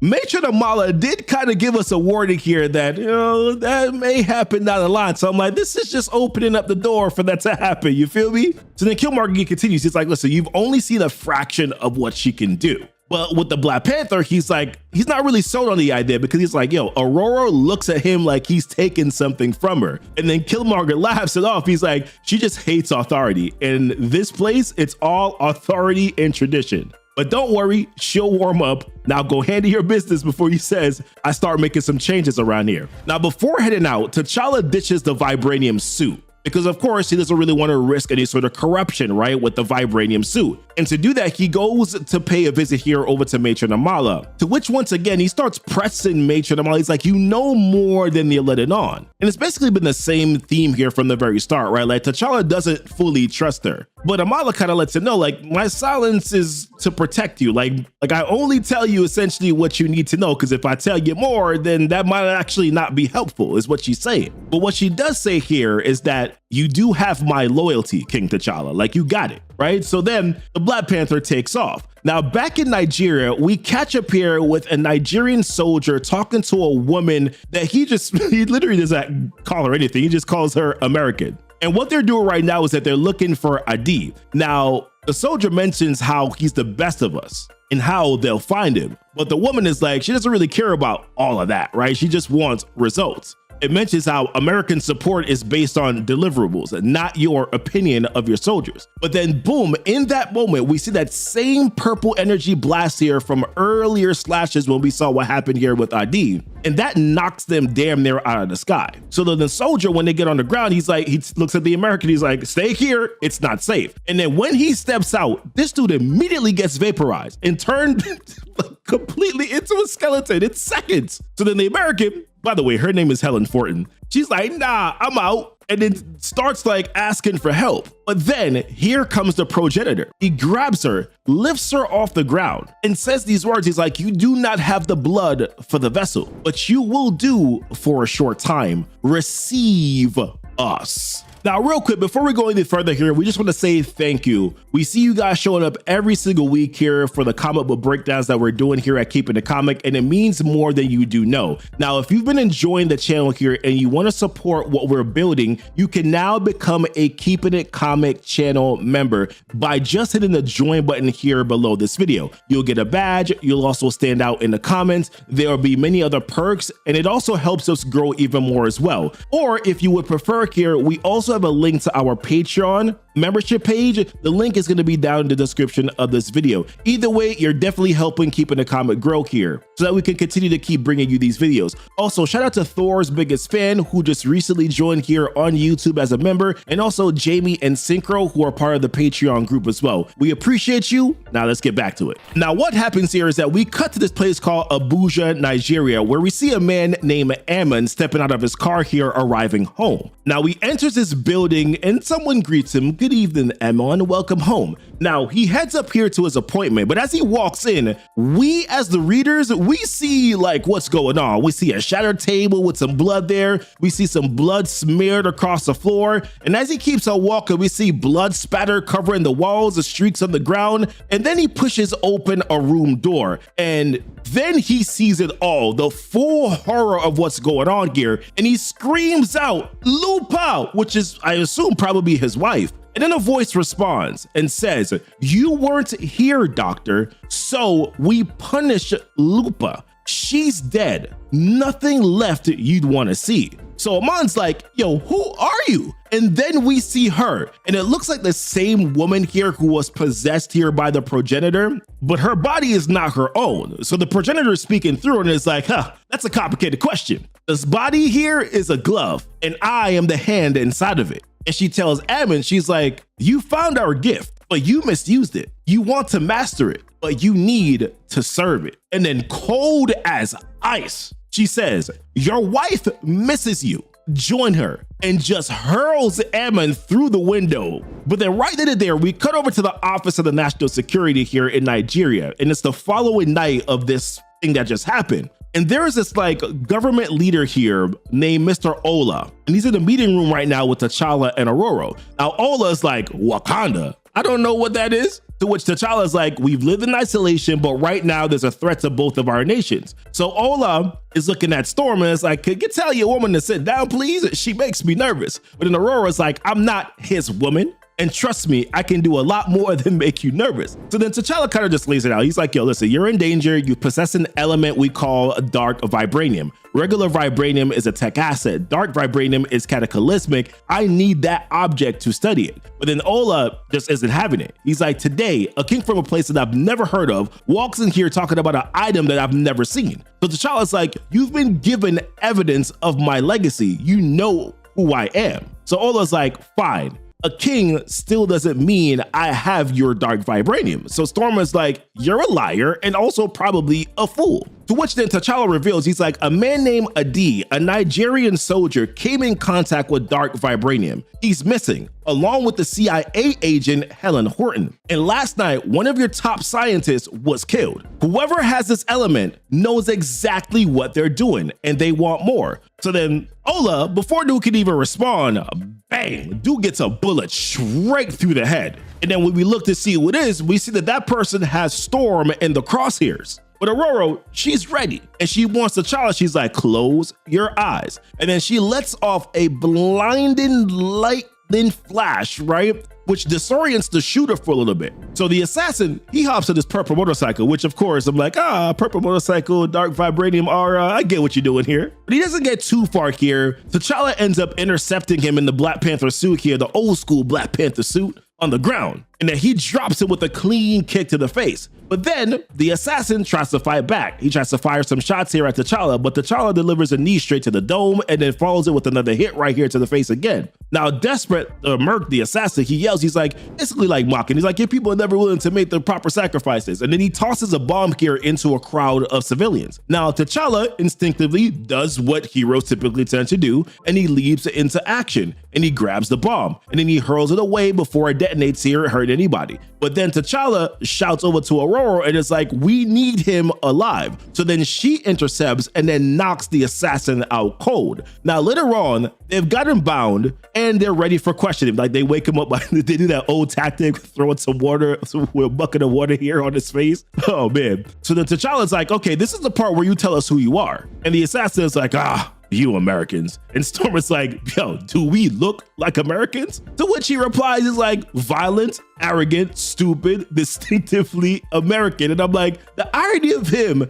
being an assassin and then saying these things is just comical to me, right? The T'Challa's like, "You killed Ola. Why?" So then he confesses, he's like, "Because he sold out to the CIA, basically." He's like, "My brother is dead because of him." So now we know that this is Adi's brother. So at this point, I guess I won't call him an assassin anymore. I call him a soldier. All right, well, I'll be nice about it. So then he says to T'Challa and Storm, he's like, "You can't understand what's happening here." To which T'Challa's like, okay, I'll tell you then. He's like, Nigerian authorities found something powerful. Your brother was sent to retrieve it. The Americans want to weaponize it, and none of them realize how dangerous it truly is. To which, of course, he's like, I guess fine. I guess you do know.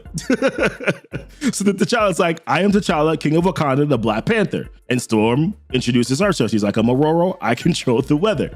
So then the soldier's like, okay, well then you're definitely not Americans. But then T'Challa checks him. He's like, you are willing to kill innocent people to just escape. To which he replies, he's like, I knew that you would protect them. It was a distraction just to be able to buy me some time. Now, Storm's not buying it, but the soldiers kind of switch his tone here. He's like, you wear that angry cat suit. Either you're insane or you're trying something symbolic, something heroic. So then he's like, okay, so help me stop them then. Symbol. He's like, I know my brother is dead, changed by it, him and the American woman. And I know what they are now seeking to find. To which where Black Panther's like, they want to find more dark vibranium relics. There's a consciousness inside of the element. I have felt it, have my mind gripped by it. Your brother is not in control of himself. To which he responds, he's like, they do not seek relics. They seek what we found, an affront to God herself. It is not a relic, T'Challa. What has been found is a gateway. And that is when we see here this gateway with soldiers around it and then scientists also guarding it too as well. But then what this does here is that this leads us into what the scientists and those soldiers have been doing here ever since Adi came in contact with this gateway. Because what we jump to next here is that we see the scientist that's laying on the ground and you can see his face is being transformed here. And they mentioned how he's been like this here for the past 15 minutes. And they're trying to find out what happened. And it's mentioned here that he was with the element overnight and how Dr. Mara put him there for observation. So a guy simply asks, he's like, so what does Mara want us to do? So he says, well, what she always wants. And as he pulls his gun up, he says, I'll do this one. You did the last one. And then crack, boom, he's gone. And then on the inside here, we see somebody pouring a glass. And this right here is Dr. Mara as she gets on comms. So there's a voice and a face that's all distorted here, which I'm assuming could be connected here to the hand, because we know the hand was led by Nick Fury. We know the hand was also put in place here by the Maker. We know that they're also being overseen here by the Maker's Council. I'm just guessing by the distorted face that we've seen before that this is most likely who this is all connected to, right? So the voice asks a question. They're like, Dr. Mara, the recent report had promise. To which she responds, she's like, the element is stable, but then it's also volatile at the same time. It has a benign effect on those in its proximity until it doesn't. You've seen what happens when it doesn't. So yeah, she's like, yo, what's your conclusion? And she's like, my conclusion is really completely irrational and that it has a consciousness. Somehow it has its own will. So the voice asks is like, do you believe that the element is alive? And she's like, I believe we have no idea what we're dealing with. But then here she kind of reveals what she's been doing. She's like, I heard about the man exposed to it, Adi. Rumors that he was transformed by being in its proximity. I have attempted to replicate those conditions to similar effect, but it's been unsuccessful. So now we know she's basically just sacrificing all of her scientists for this experiment, for a hypothesis, you know? And she's like, all right, since I'm already talking like a mad woman, allow me to continue on then. And she's like, if I didn't think it was possible, I would say that the elements are basically effing with me. It knows what I want to replicate, and it's driving the subjects insane consciously. So yeah, it's alive, but not only is it alive, it also has a dark sense of humor as well. But this voice is like, I don't really care about theories. I'm more about the yield and capacity of the element. We're funding this effort after all, and we're dealing with whatever difficulties there are in this nation because we see a potential benefit in it. To which she responds back, she's like, well, to be fair, I'm pretty sure that the dark vibranium knows that too. So the voice is like, all right, well, let's entertain your theory then. The element has a consciousness. It has awareness. But does it have a desire? Like, what does it want? To which she reveals, she's like, I believe that it wants to be found. But the people that it wants to be found by is not us. Now, this is where we jump over here to Storm and then Adi's brother, who, by the way, we find out now his name is Kima later on. Now, Kima mentions how his brother is on his way and he wants to save him. But Storm is like, listen, we got to stop him. Now, Kima's like, I will not let you bring him any harm. And Storm's like, I really don't need your permission. So before they get into it, T'Challa's like, all right, enough of this, man. If it is possible, it will be done. But it's in that moment here where we see this loud explosion. Boom. And Kima's like, that's him. That's Adi. we gotta go. So he hops on his motorcycle and basically just leaves them and charges off. He's like, yeah, we'll catch up anyways.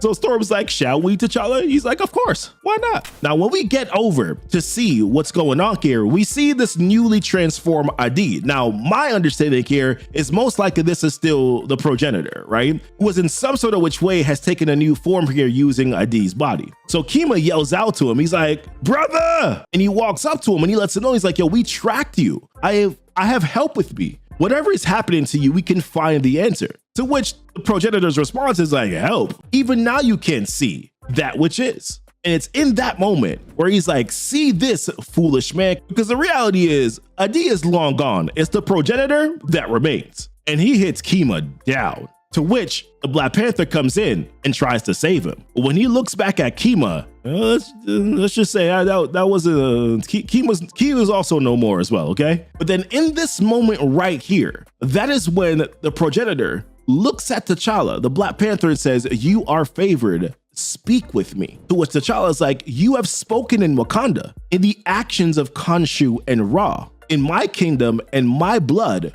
what are you? To which it responds back and says, I am what you would call a harbinger, here to open a gateway between the now and the old. As I said, you are favored. Your land was first to find our gift. You could stand at the pinnacle of a new world. But then the Black Panther responds back. He's like, I'm here to protect my kingdom and its people. But then the progenitor responds back. He's like, your name is T'Challa. You do not understand your blood. Have you ever asked yourself, why was your line allowed to rule? Why you can hear our song? Why you have visions? Why you fear your dreams? You belong to us, T'Challa. Your line always has. And it's in that moment when T'Challa just gets fed up with it. And then he starts to charge here after the progenitor. And all of this in this moment, he's getting some good hits in, I'm not gonna lie to you. But all of this here is just a set up Storm. Because right after he's done, landed a nice swift little kick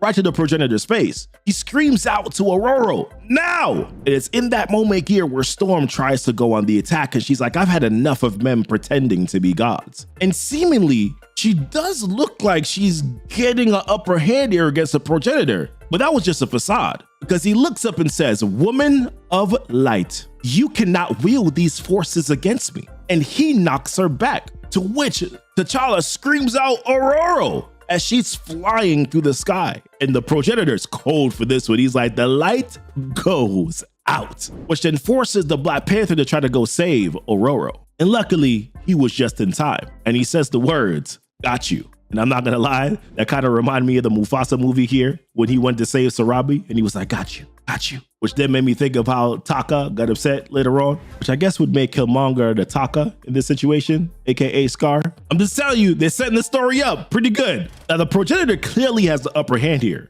but all he does, he just like walks away. But before he goes, he's like, the gateway calls me. I have my task to accomplish. They are coming. And you will play your role in their will, as your line always has. I'm like, yo, why does Wakanda always got these secrets, man? Oh my goodness. But then later on here in the aftermath, at the safe house, if you want to call it that, Storm finally wakes up and T'Challa lets her know, he's like, you are unconscious and I brought us here. And he lets her know, he's like, I thought you were dead and it would have been my fault if you were. To which Storm responds back, she's like, I'm very clear about whose fault it was. To which T'Challa mentions, he's like, you and Eric don't need to endure all of this. You can leave. He can go his own way. I won't drag you further into this and watch you come to harm. To which Storm responds, she's like, I couldn't stop him. Whatever he is got the better of me. That doesn't mean that I'm a coward, T'Challa. Which he's like, that's not what I meant. Vibranium isn't what the world think it is. And the things I see, the things I feel are coming. I'm not sure Wakanda or I survive this.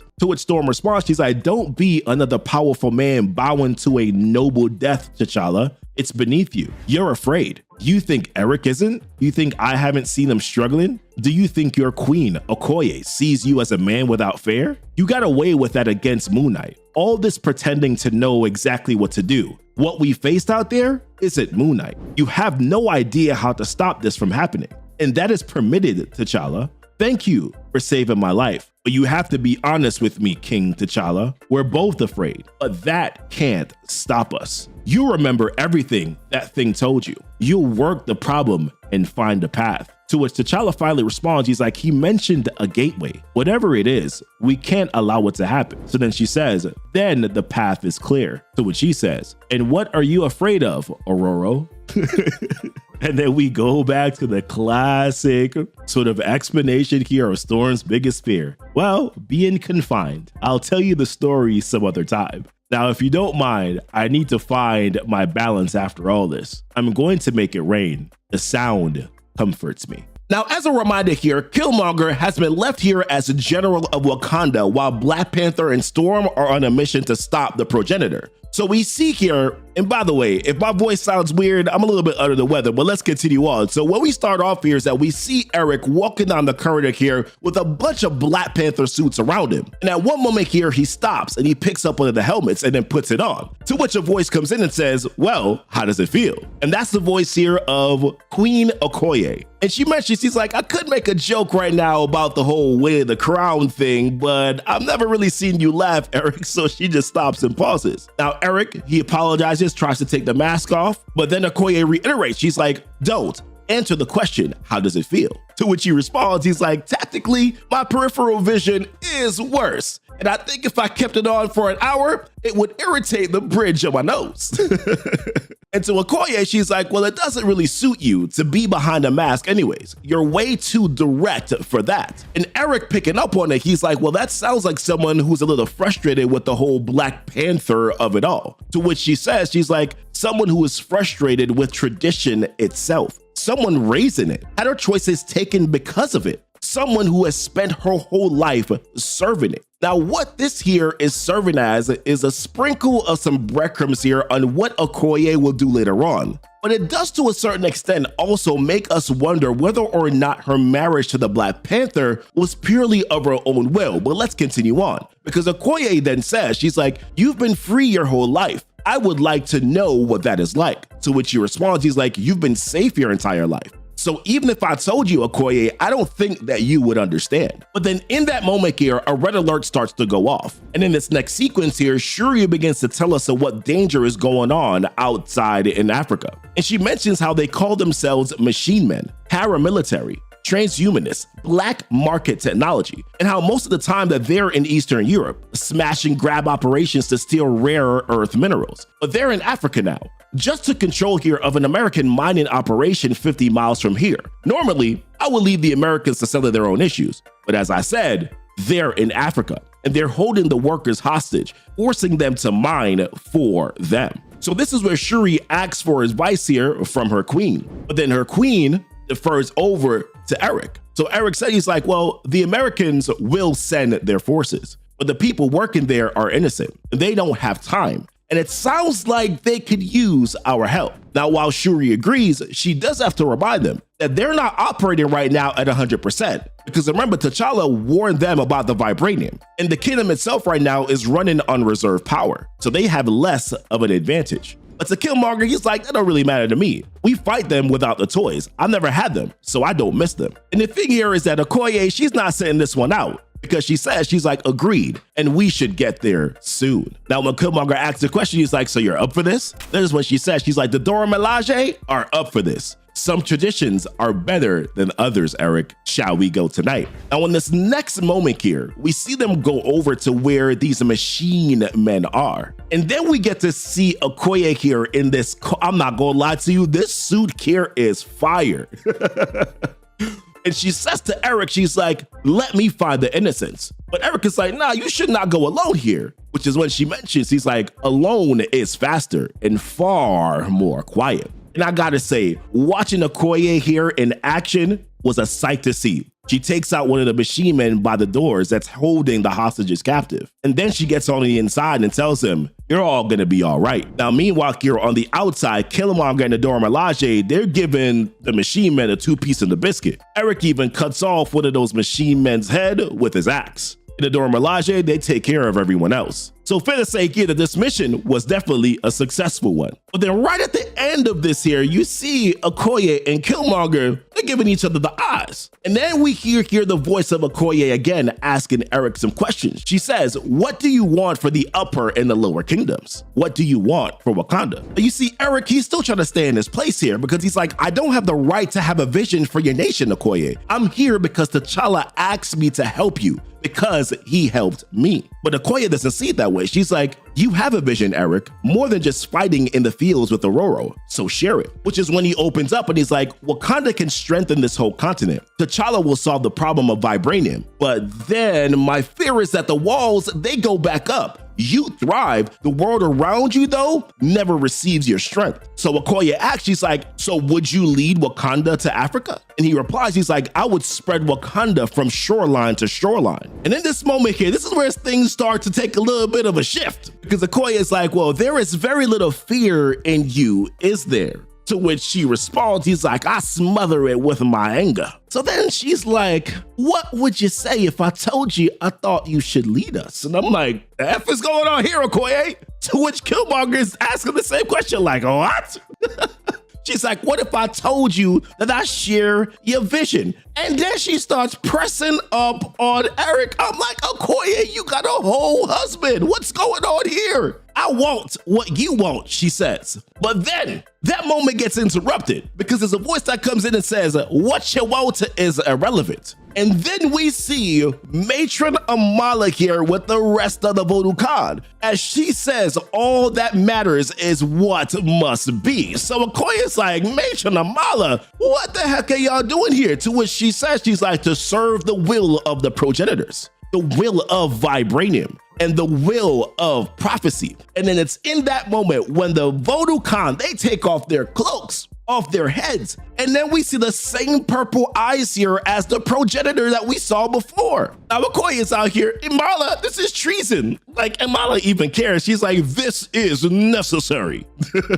And then she uses some Vibranium voodoo Vodukhan type mess and then knocks back Okoye and Killmonger. As she continues to say, the child of light will have his path. None will stand against him. Now the child of light is a prophecy that Matron Amala here had told the Black Panther about how there will be a child of light that he will have with the woman of light. But Black Panther had thought that that woman of light would have been Okoye. But based on what we just see here, we know that's not true. Of course, to be fair, we always knew this was going to happen anyways. Let's just move on. All right. So she continues to say, she's like, the Vodukhan have waited for generations for this moment. We have always known the true power of Vibranium, and the child of light will be its master.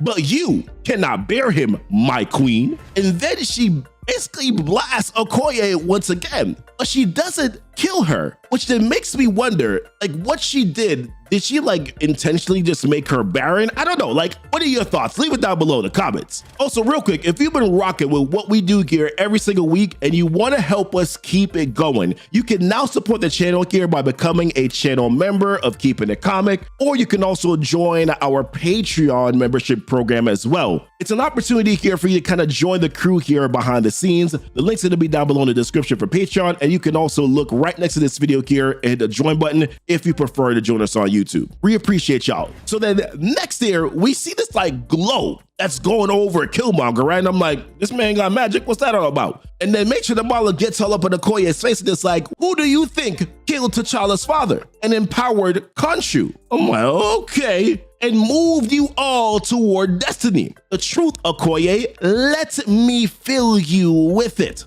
So then in that moment, here comes Inan, and it's about damn time. I mean, she's only been meditating here for an entire month, and she drops down and then she says, wins, and then starts to blow all the Vodukhan away and sends them over here into this portal. Now, Matron Amala is like, the prophecy cannot be stopped. And then Inan is like, I saw in meditation what they would do. And then in that moment, she just faints. So now Okoye, in a panic, she's like, Inan, Eric, what is happening? What do we do?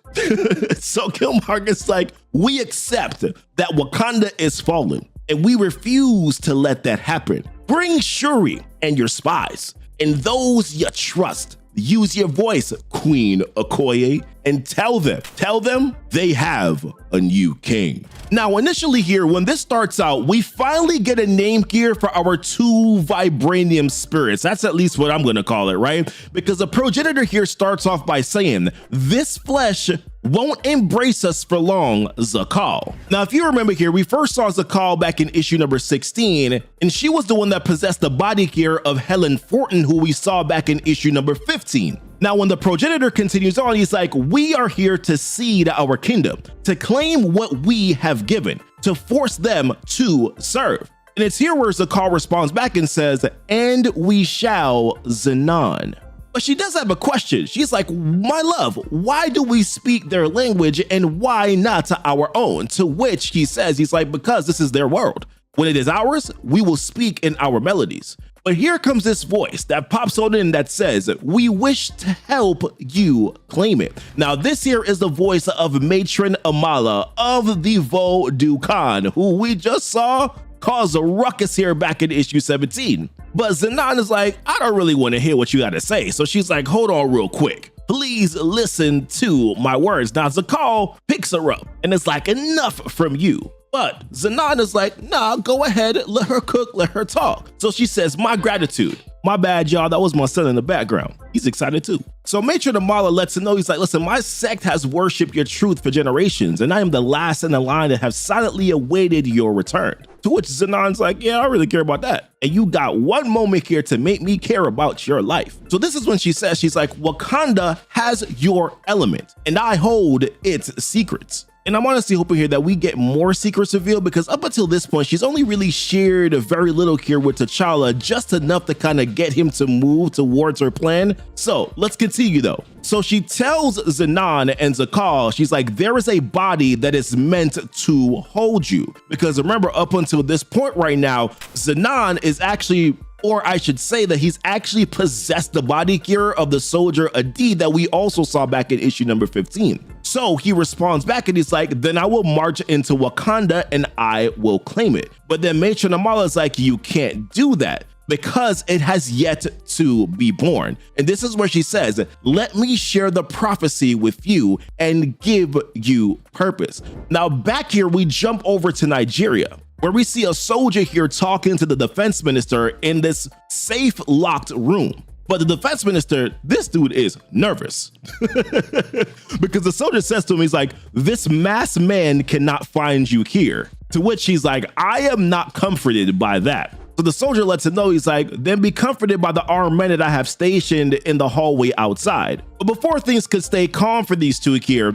we hear on the outside where comms comes in and says, he's here outside. Repeat, he's here outside. And before any of them could blink, here comes in the Black Panther as he knocks out their unit leader. And man, what a way to get kicked into a car glass. That crap must have hurt, right? And after T'Challa was done, my man just calmly walks directly into the building. And when he gets in, he tries to warn them. He's like, I will not kill you, but if I have to go through you, you may not be the same when I am finished. But of course, they don't listen and they start firing off. Brata, brata, brata. And then the leader tells them to hold because they're waiting to see what clears after the dust settles. But when they look, all they see is nothing but bullet holes. And that's when the Black Panther comes out of the shadows. And once again, brata, brata, brata. But the Black Panther, man, he makes quick and easy work of him. And I gotta tell you, I feel bad for that dude that just got kicked straight in the dome. I hope he'll be okay. But to be fair, T'Challa is showing mercy because this dude is not even popping his claws. If he had dug those into him, they would have been done.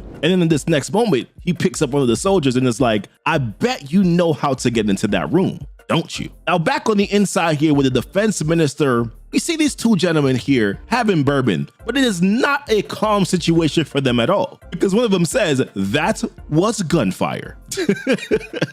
And the defense minister is like, the gunfire doesn't concern me. So when he asks the question, he's like, well, what does then? Dude responds and is like, the silence. And my man was right, because here comes T'Challa down from the ceiling. And T'Challa, he wants one thing. And he's like, if both of you want to walk out of this room, one of you needs to tell me where this gateway is. and now. Now later on here, we see where T'Challa goes to meet back up with Storm at this little house that they were staying at here after the Progenitor had done a good number here on Storm. My bad, I should say Zanan now. And Storm initially here starts a fire, of course, with her lightning. To which T'Challa comes in and is like, you know, a match would have been easier, Aurora. She mentions how she prefers the self-reliance, but then she gets to the important matter. She's like, did they tell you where the gateway is? To which he says, yeah, they did. Took some theatrical convincing and a few broken bones, of course. So what she wants to know now is, what is the plan? So he mentions, he's like, a gateway means something wants to come through it, something connected to Vibranium. So we destroy it. So then she wants to know as well, she's like, what about that creature that's using Adi's body? To which he says, we destroy him too. But as is a repeated theme here for Storm, she says to T'Challa, she's like, you built your kingdom on material you did not understand. If I were a Wakandan, I would not trust the Black Panther to protect me. To which he says, you could be a Wakandan and help strengthen that trust. But then she says, I do not nest well. I confuse roots and anchors. And he's like, so what future do you see for yourself then? You and Eric ripping your way through the world? And then she continues on. She's like, I want to free this continent of all that would shame her and then punish anyone who would try. And T'Challa picking up on this moment here, her vibe, her emotions, he says, I am sorry for what you have been through, Aurora. To which she says, she's like, what happened to me? I didn't say anything happened to me. He's like, you don't have to. Anyone driven to create justice as you are must have been denied it. And for that, I am sorry. But in this moment here, Storm just like stands up and is like, don't you dare pity me, King. But he's like, I don't pity you, Aurora. But in this moment here, things begin to shift. Because T'Challa's like, you should not look at me like that. And then she's all coy with it. She's like, then turn from me. And this is when they start to get closer. And she says, because unlike you, I am not bound by rules or legacy or title or Eric. And then she continues on by saying, because I will do what pleases me. And then next she says, it's going to rain. And I'm like, is it going to rain because it was gonna rain, or is it gonna rain because you making it rain, Storm? But T'Challa's trying to fight in this moment, right? He's like, Aurora, I cannot do this. But then she's like, then walk away in the rain. I'm like, Storm.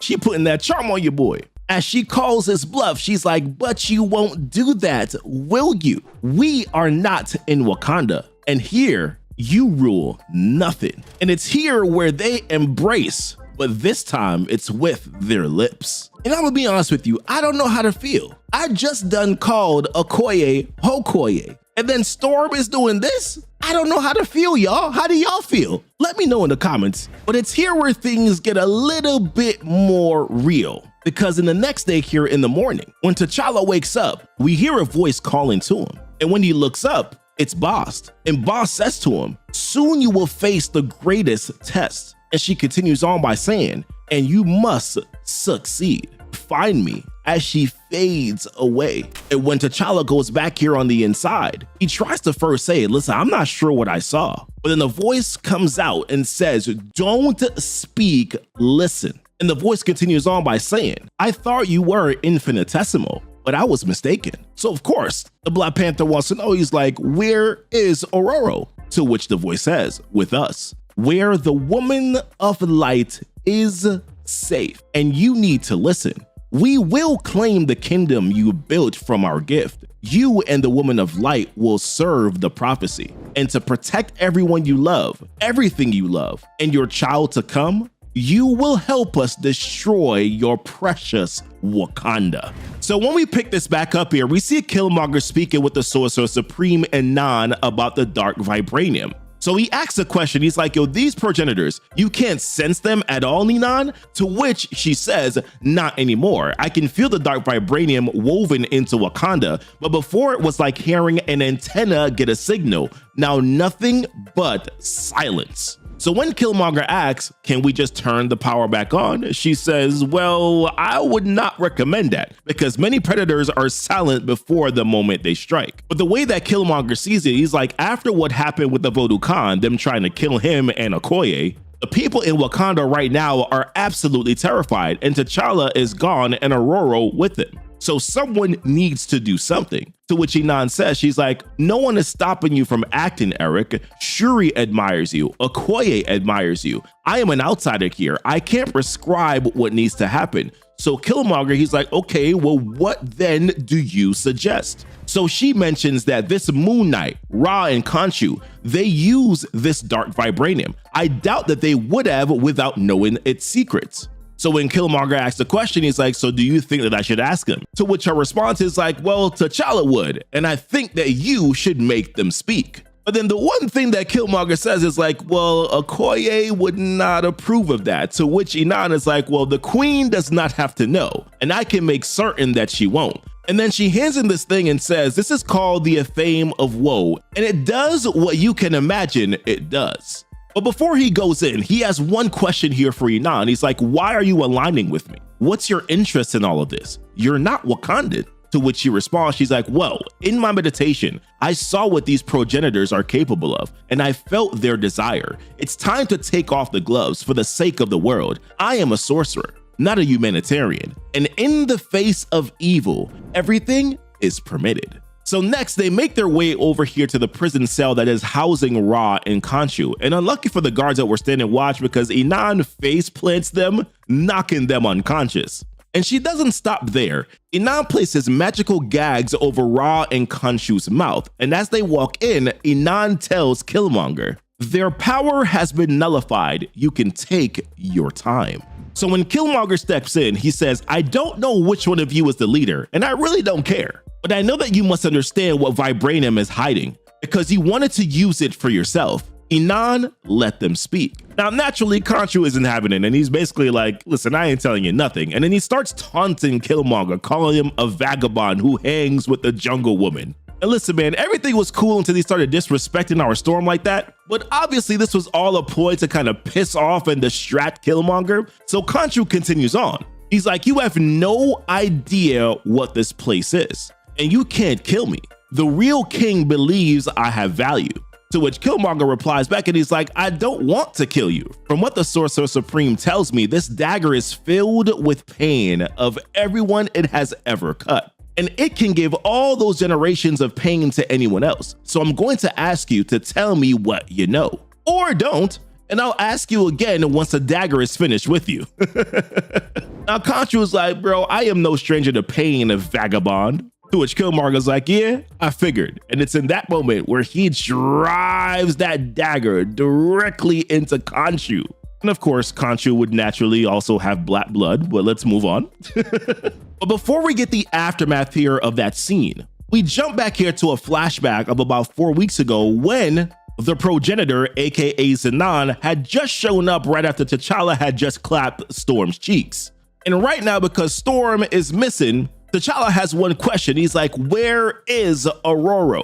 Now Zenon is like, yo, you can't ask me questions. You are nothing. You should be on your knees. And of course, naturally, T'Challa doesn't like that answer, so then he goes on the attack. And honestly, I kind of love this initial setup here where he does this backflip before he charges at Zenon. And then he gives him a power kick right here, knocking him off his feet. And he kicks him in the chest. And then this man T'Challa picks up a whole table like it was a paperweight.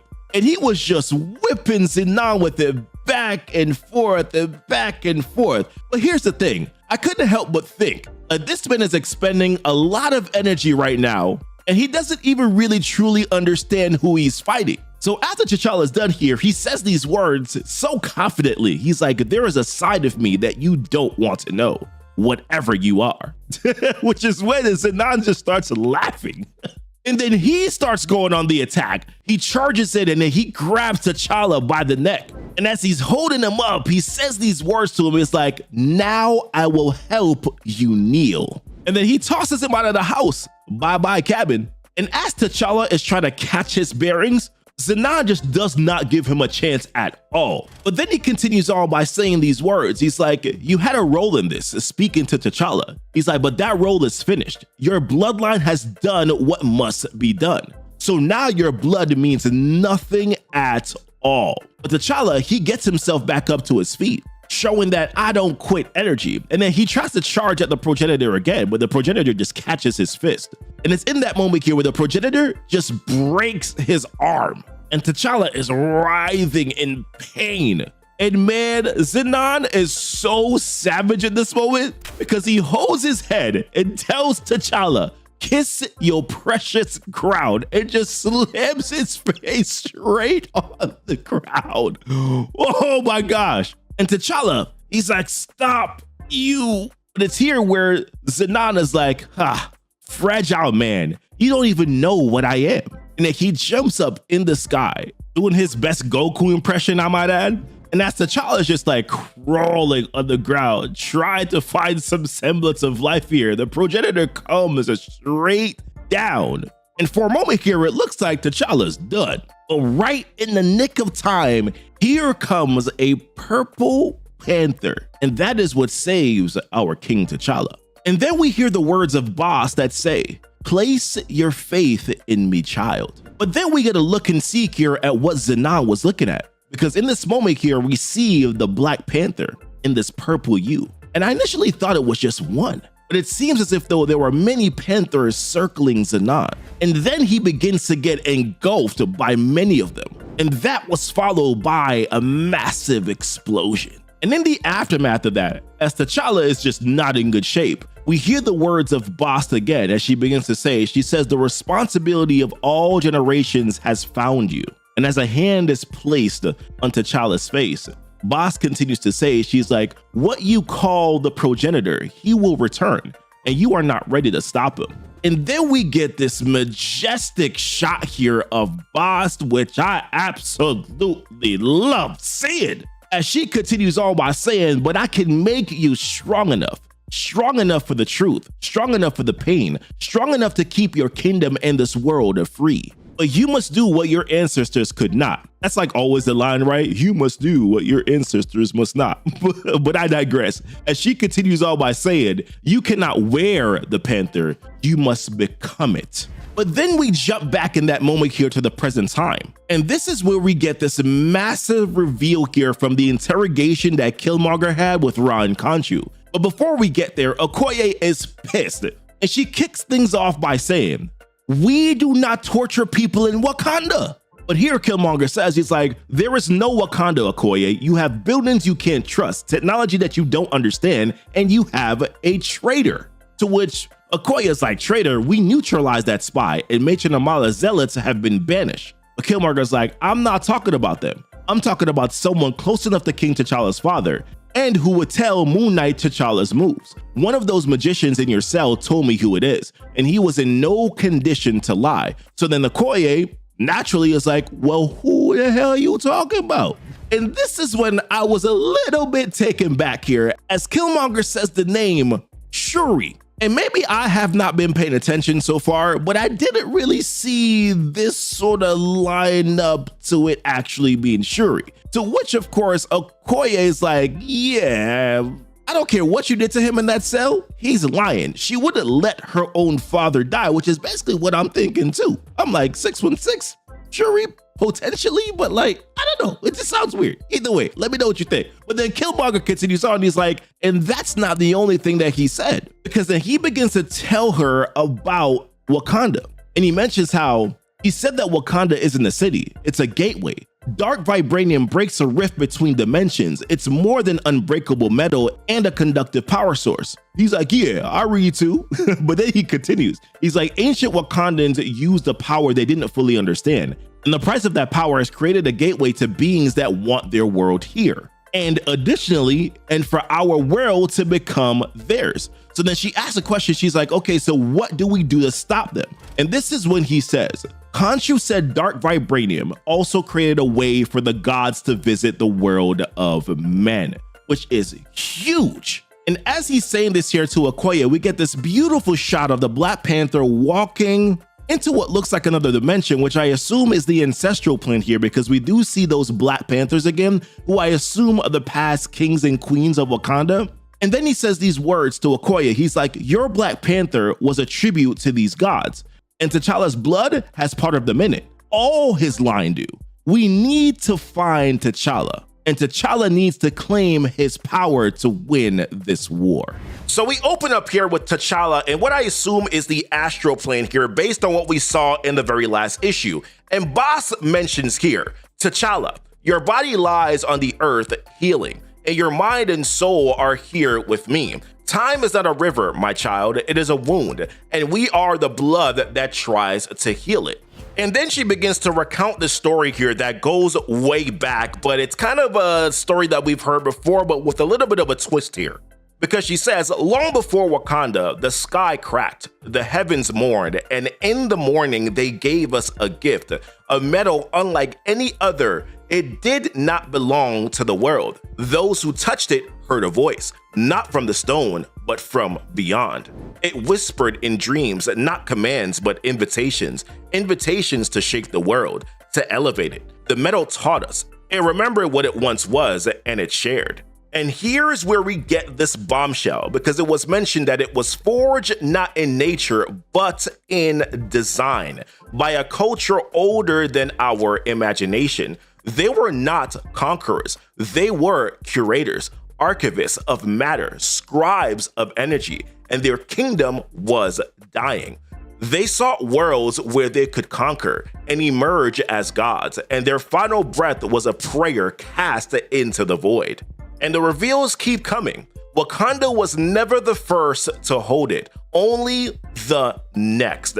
The best among you mastered it, became mighty, but that power had a hidden price.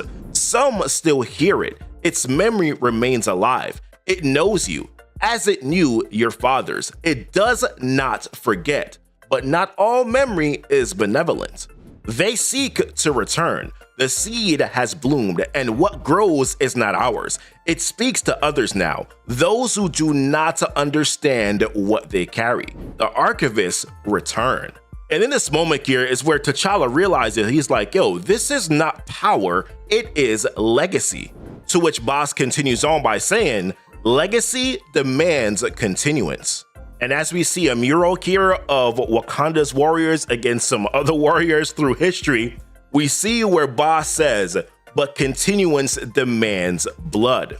So then she directs T'Challa and she tells him, you will need to choose, my king, between the memory of the gods and the will of your people, and your heart must hold both. And she continues on by saying, you must not worship me, not that alone, you must evolve, become and be the thing that destroys them. See what must be and make your choice, T'Challa. So then T'Challa's like, okay, show me. So then Boss says, then walk with me, king, son of kings, and see. And it's here where we get to see what I interpreted is basically Boss to opening the door here to his future, what could be, what needs to be in a way. And this is essentially shaping up as being what he needs to see to understand that he needs to lead. So she says, son of kings, do you see? And she continues on by saying the truth was never lost. It was buried beneath fear. Some heard the metal speak and listened too well. They knew what was to come. They called themselves the Ukfa, the Rememberers, and they built a power for the king that would have to face them. So then T'Challa asks the important question. He's like, did my father know this? Although he's kind of pissed off at the same time. So then Boss lets him know, he's like, your father did not know me, nor did his father. They built statues of me, but they worshiped themselves. They did not seek my knowledge. Your fathers heard echoes. You hear the choir. And then we get the vision here that shows him battling monstrous alien creatures while Bass prophesies and says that one will face them and save Wakanda, and the true Wakanda will spread in my name, in his name. So it's almost messianic in a way. I hope I said that word right? Like where he's the one that is destined to confront the return. But in the same breath, right, this ties right back to what we've already seen with the Progenitors, Zanan, the Vibranium incarnate. Like that creature isn't one of the archivists themselves, but rather Vibranium made flesh, a corrupted echo of its alien design, right? Like the real archivists, the ones who created Vibranium in the first place, they're still out there and they're coming back, which means that Zanan was just the opening act here, and the visions are showing T'Challa like what's truly coming and the full return here of the archivists and their empire. Now I kind of have a little bit of a theory here, which like what if the Vodou Khan Khan are basically like a distorted offshoot here of the Ukfa. Like the Ukfa remembered, they preserved the truth of Vibranium, but over time, those memories could have warped into prophecy, and prophecy here turned into power. So that would explain why Matron Amala has been so patient, right? Waiting for the right moment to strike the throne. Her child of light prophecy about T'Challa and Storm wasn't really about remembering, it was really about controlling the future, and that now the progenitor has presented himself, that she sees her moment. But the difference, of course, right, is that the Ukfa carried the memory until the right king could face it, and the Vodou Khan essentially weaponized it. But listen, either way, I digress. Because in this next moment here, what Boss says to T'Challa is, and the progenitors, they must fail. Prepare your kingdom, T'Challa, prepare your soul. And if they bring their kingdom, they will find ours waiting. And we will remind them that Wakanda is not built on metal, that Wakanda is still built on will. And it's in this moment here where T'Challa is like, I have seen Mother Boss and I choose. So next year, what we see is that T'Challa now returns back to his body here from the ancestral plane, and he begins by saying to himself, he's like, I have walked through shadow, I have stood in the memory of the gods, and now I awaken. The sky breathes above me, and the ground sings. I feel it in the earth, in the stone, in the dust. Vibranium speaks within me. I am no longer separate. Not from the land, not from the past, not from her. Mother Boss, I am your storm. I am your voice. I am your weapon. I am your son. Wakanda is not a kingdom, it is a promise. See me, ancestors, may we be as one. Watch, see me honor you. For Wakanda, the gods are not above us, they are within us. Wakanda will rise. For this continent, for all people, we hide no longer. I have been silent. I have let our nations march on our land. Let them feed their wars and greed with our children. And as we see here, these mercenary convoys cutting across Wakandan soil and hauling away children over this, T'Challa just yells out, he's like, colonizer! As he drops down here from the sky. And T'Challa rips through these trucks here and these soldiers, scattering them. I mean, he's just flinging them around like paper. Gunfire is bouncing off of him. He smashes somebody in the face and cuts off his gun. And then there's this dude that decides, yeah, I'm gonna charge here at T'Challa, this man in a Black Panther suit. That's a good idea. So T'Challa makes an example of him real quick and easy. So then this guy that's on the motorcycle, he immediately begins to turn around. He's like, nah, man, I ain't for this life. So T'Challa running after him is like, coward, and then gets to him and knocks him off his bike and knocks him unconscious. And in the aftermath here, he goes over to save the children and to set them free. But then he says this to the children here, or at least one of them. He's like, do not fear me. Well, he said it to all of them. You get the point. He's like, you are safe now. Hold still, I don't want to harm you, and free the others. So when the boy asks the question, who are you? T'Challa's like, I am the Black Panther, son of Mother Boss. To which I'm like, I'm pretty sure that the boy is like, Boss, like, who that? But he continues on, he's like, the true king of a place known as Wakanda. So when the boy asks, yo, can I come with you? He's like, no, not yet. It is not safe for you now, but I will make it safe. And if you hold faith, Wakanda will come back for you. So as he loosens their shackles, he sends them off with the Black Panther, as he tells them, do not fear her, she will protect you on your journey. And as he leaves them, he drops this line that I just thought was fire. He's like, if you need me, or if you see others who need me, do not scream in fear, roar. I love that line. Oh my goodness. And as he rides off, he says, I will hear you. Now, so when we pick back up here on the story, what we see here is that Killmonger is currently going on a mission. Now, he received these coordinates here from Shuri, but in all honesty, he doesn't really trust it too much. Now, the reason why is because we found out here back in issue number 19 that Khonshu and Ra had told Killmonger that Shuri was the Wakandan traitor. But the other thing here is that also the Dora Milaje that Killmonger is currently with right now, Well, they don't really trust him either. As a matter of fact, like one of them reminds him, they're like, yo, bro, you are a wanderer. You are not our king. To which Killmonger's like, yeah, but your queen, she trusted me to lead you. Now we jump into this next moment here where we see both Okoye and Shuri together. Now I'm gonna say this here, this story kind of jumps back and forth here between Killmonger and Dora Milaje, and then also Okoye here and Shuri. Now Okoye also knows here that Shuri is the Wakandan traitor, so with that, she's also asking Shuri this question, like, Eric is currently following your lead right now. Is this situation here a trap? Now, as Killmonger and Dora Milaje here, they go further down into this place where Shuri had sent them, Shuri responds back and it's like, Okoye, I got no interest here in traps. Everything that I have done, I've done to protect Wakanda. All I have done is led Killmonger here to the truth. Now, as a Killmonger and Adora here go further down into this place, we start to see these symbols here that are on the wall. Now, the whole goal here of this particular mission is that they're looking for a way to be able to stop the Progenitors. So Killmonger here says to the Dora, he's like, assume that this place knows that's what we are doing, which is a bit of foreshadowing as we move forward a little bit later on. So when we shift back here to Okoye and Shuri, Okoye wants to know this question. She's like, why did you not tell your brother of this place? Why did you not tell me? To which Shuri responds back and she's like, because T'Challa would not have accepted it, at least not in time.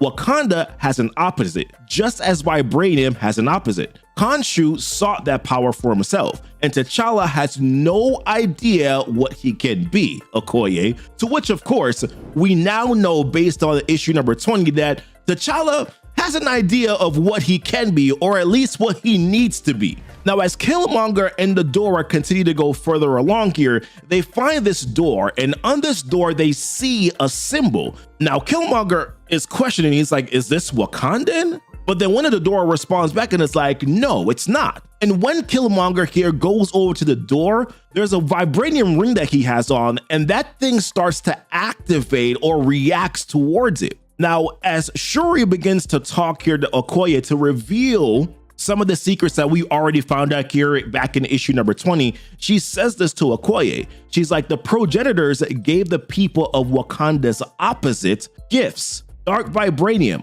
cosmic knowledge. They believed that they were chosen. Some among them felt they were cursed, and they were right. So then Okoye snaps back here with this question. She's like, Shuri, did you kill your father? And simultaneously here, we see that Killmonger and Adora, that in this underground location, the symbols that are on the ground, they're starting to activate as well. So then Shuri responds back to Okoye. She's like, no, but I did let it happen. He would have led my brother into the hands of the Voodoo Khan. I suspected them, and I was right. And she continues on. She's like, my father knew the truth about vibranium, about the Progenitors, about what was coming. And as a reminder here, what she's talking about are the archivists. They are coming back here to Wakanda for their vibranium. And she continues on. She's like, and like every generation of Wakanda, they thought that they had more time, willing to risk all of us to keep the truth hidden, to protect their legacy. So Okoye is like, yo, your brother, he's gonna hate you.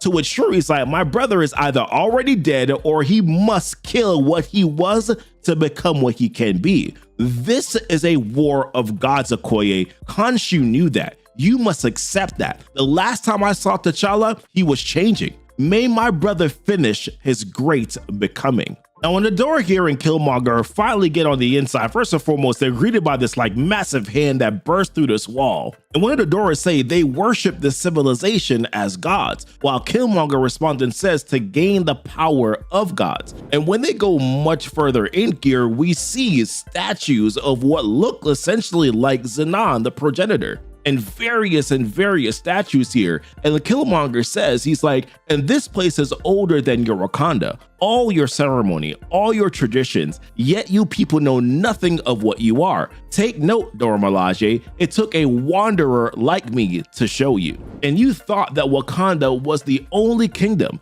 I bet you people never even looked for another. And one of the Doras goes over and she picks up this mask and she was like, yo, this was a city of worship. And the Killmonger's like, well, their worship didn't keep their kingdom alive. My experience is that the last thing people do before they wind up destroyed is ask their gods to protect them. And what seems to be really shocking here in this moment is that one of the Dora is like, do you have no belief, Killmonger? To which we know Killmonger already. His reply here is like, only in what I can see, not what I hope there is. And with that, he's like, let's go on deeper. And in this next moment here, we see that Shuri is now in cuffs as she's walking outside here with Okoye. And Okoye is still in disbelief. She's like, I can't believe that you like let your own father die. To which Shuri is like, I mean, my father barely knew me. I was raised by handmaidens.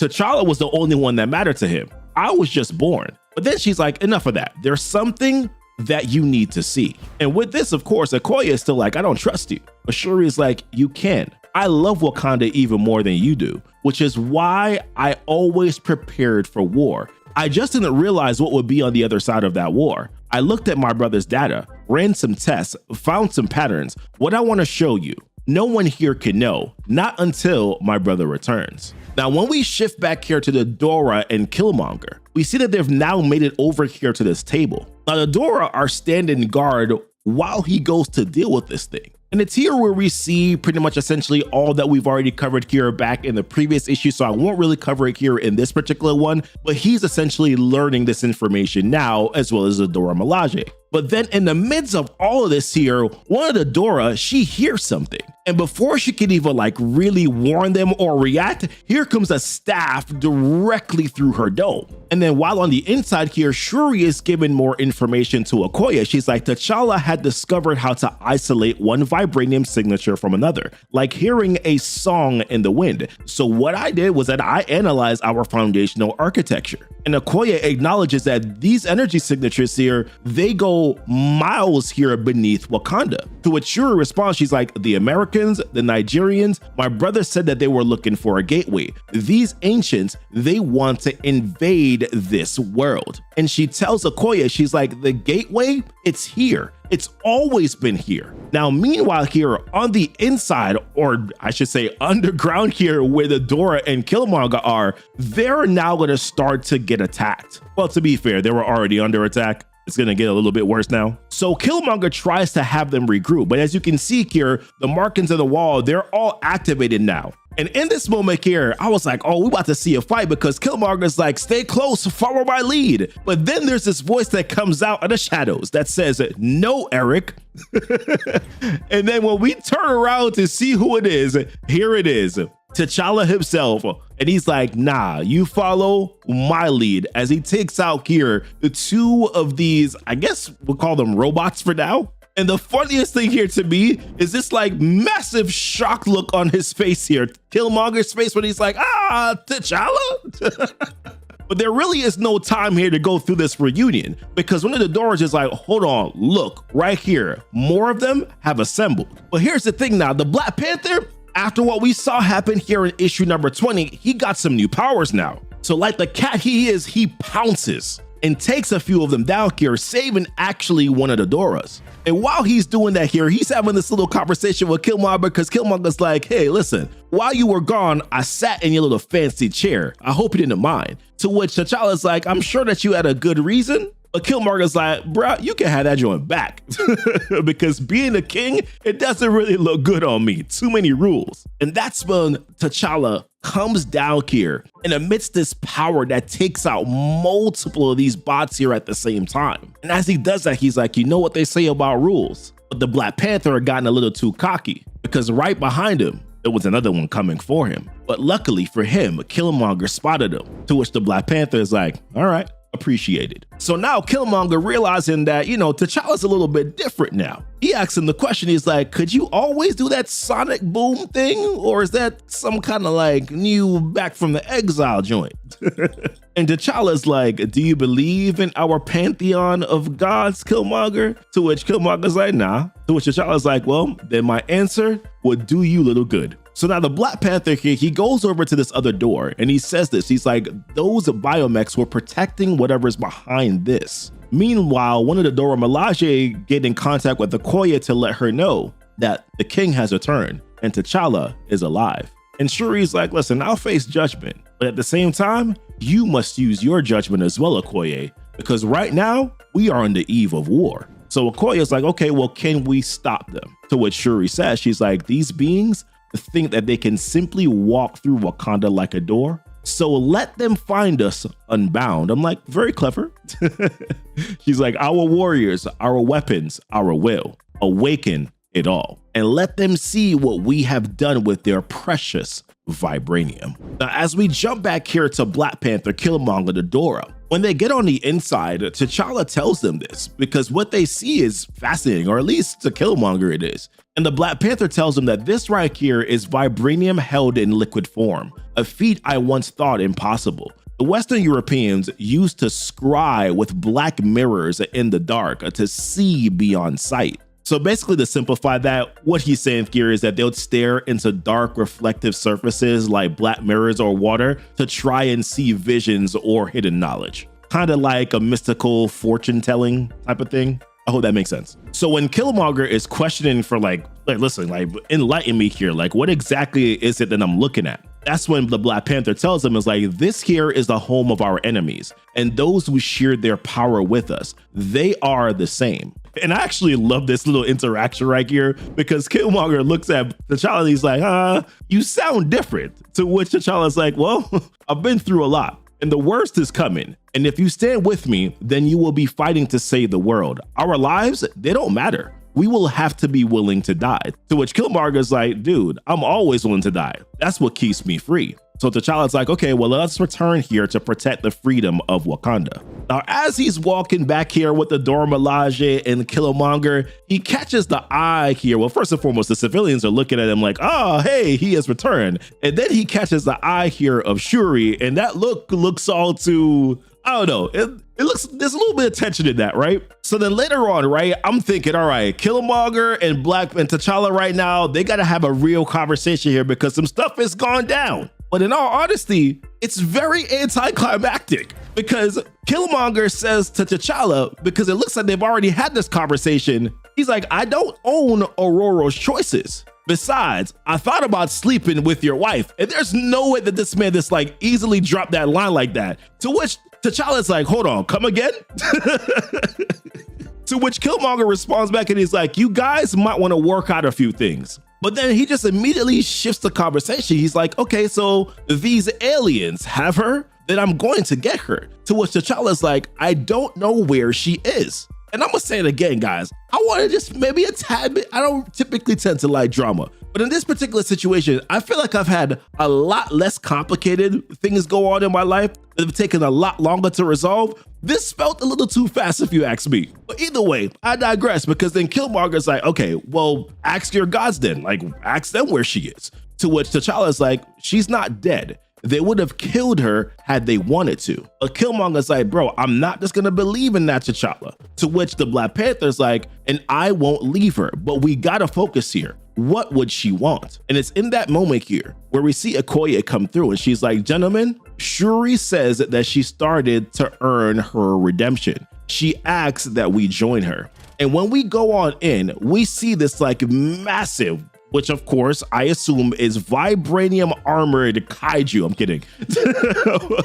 But it is a giant looking vibranium mecha at least, right? And it's here where Shuri is like, I allowed our father to die. Just saying it casually once again. Once again, I just wish that we had seen them have these interactions and conversations because these are big plot points here that just weren't really discussed. And it would have been nice to have seen T'Challa and Shuri have that dialogue. But all right, let's move on. But she says, she's like, I allowed our father to die because I was afraid. I gave Ron Khonshu information because I was afraid. I do not wish to escape justice, T'Challa, but I wish to no longer be afraid. Let me fight in this war. Let me use what I have built. My brother, my king, on your mercy, set me free. So what this sets up here, obviously, is the war between the Wakandans and, of course, the Progenitors here. So the first thing here is that we pick up on Storm screaming in pain. And there's this voice that says, the pain will end soon, be strong.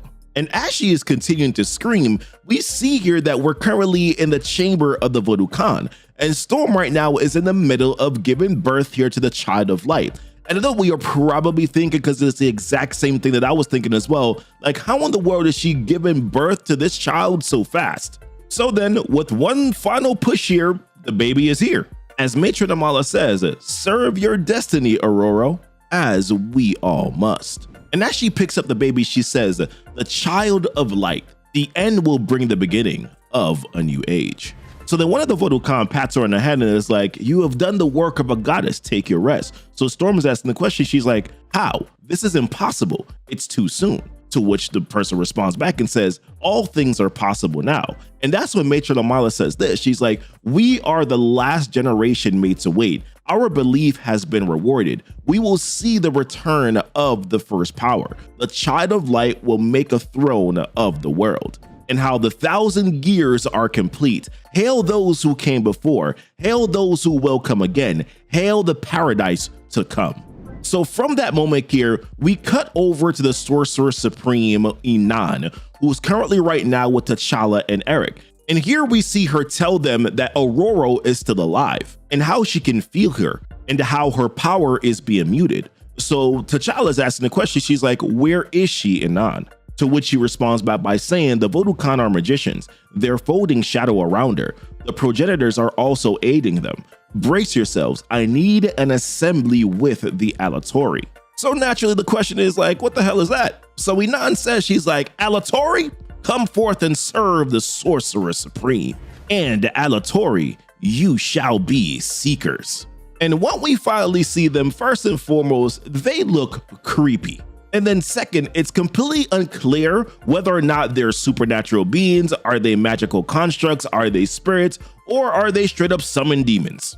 And just so that you're aware, we do not get that answer here in this particular issue. So Inan says, she's like, your command, the elemental woman lives, of course, speaking here of Storm, seek her, find her through the veil of shadow.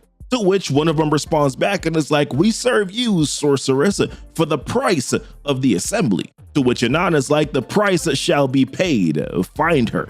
So then they go out and they're on the search or on the prowl, whichever one, you get the point. So then Killmonger's asking the right questions. He's like, yo, what the hell were those things?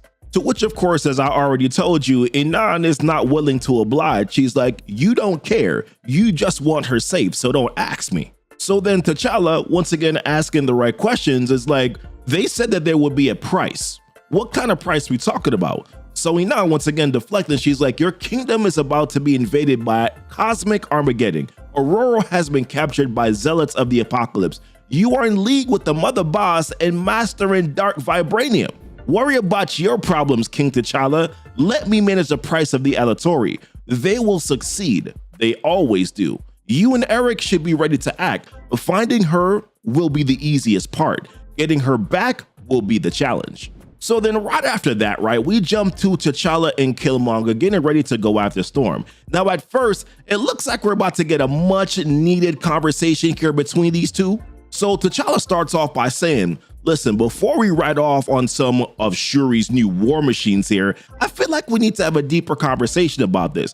To which Killmonger is like, nah, I don't really want to do that. He's like, we don't. Inan was right. I just want her safe. And then he snaps back with this. He's like, and based on the time that you two spent together, I think that you do too. But then he asks this question to T'Challa. He's like, do you love her? To which T'Challa is like, love? No, I wanted her at the same time that she wanted me, and that's all. So then Killmonger asks, he's like, and does your queen know? To which, to Killmonger's surprise, he's like, yeah, I did tell Okoye. But then this answer here shocks him, because T'Challa's like, love has never kept the throne of Wakanda strong. We are a union of power and leadership. We have grown to appreciate one another. And then Killmonger making the observation, he's like, you must be so lonely. To which the Black Panther responds and says, Killmonger, you have no idea. And as they ride out, Killmonger says this, he's like, Wakanda will never be a place I understand.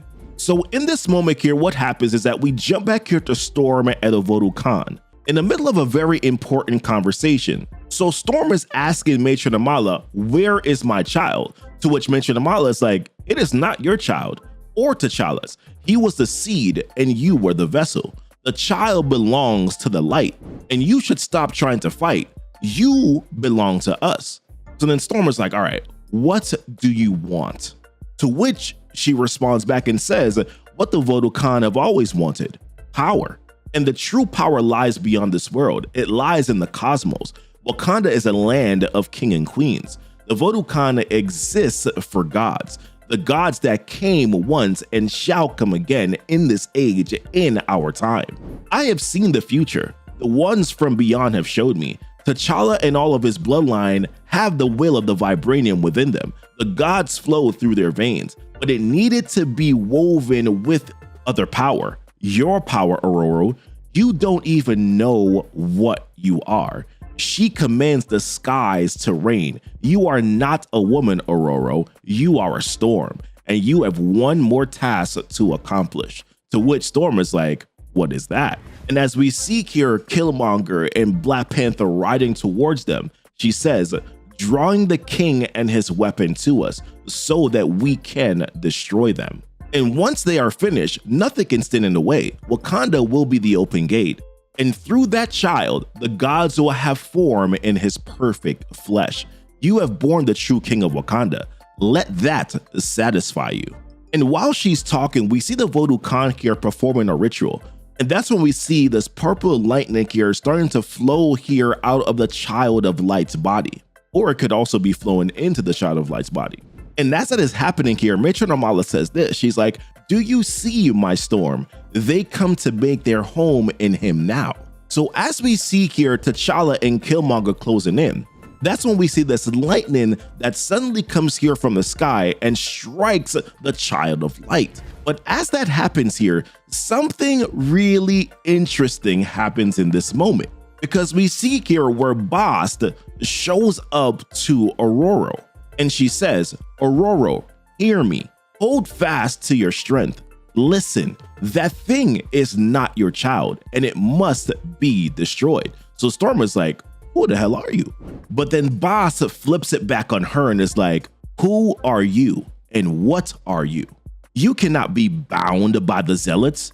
Since you were born, you have fled from your power, but you know what you are, what you can do.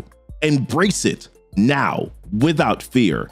Make that zealot rue her words. Be the storm. And I love this, right? Because they're making a call here to Earth 616 Storm, because that's Storm's thing, right? She always sort of carries this self-restraint and always sort of wrestles with her own fear of her own divinity. But of course, whenever she's at her most enlightened, she transcends being just a mutant, and then she taps into the power of faith in nature itself. And then when she finally embraces it, right, like we've seen, of course, in Storm and the Brotherhood of Mutants, in Sins of Sinister, and her Goddess of Storm moments, right? We actually even saw it in her recent own series here with Eternity, and of course going up against Haddad. So I just love that they're choosing to make a callback here. Always nice to see them do that. So with that being said here, what happens next is that we see where the Black Panther and Killmonger have finally arrived here. And Killmonger says this as they enter into this little chamber. He says, these Vodukana, they have magic, to which T'Challa says, apparently, I just thought that they were mystics, relics of earlier times, safe in my father's patience. But then Killmonger asks a question. He's like, what's the difference between a mystic and a magician, T'Challa? And just as he asks that question, they get that answer, because here comes Matron Amala as she says, the difference is power. And then ensues this fight here between Killmonger, the Black Panther here, and Matron Amala. And I gotta say, man, Matron Amala, she was putting them through for a little bit here. Killmonger's pissed at first. He's like, I have grown tired of your power. And as she blocks his attacks here, she's like, you know nothing. The cosmos is within me. But then the Black Panther is like, you are lost, as he slashes her up with his claws. But then she counterattacks it. She's like, fools, as she blasts them back. But then she continues on. She's like, he has already come and we are in his palm. We are his weapon. And then she begins here to create this construct as she says, the old ones have finally come. Shame neither of you will witness it. So then she begins to go off and start slashing and attacking. And then Killmonger kind of gets a little bit cocky here. He's like, T'Challa, I have.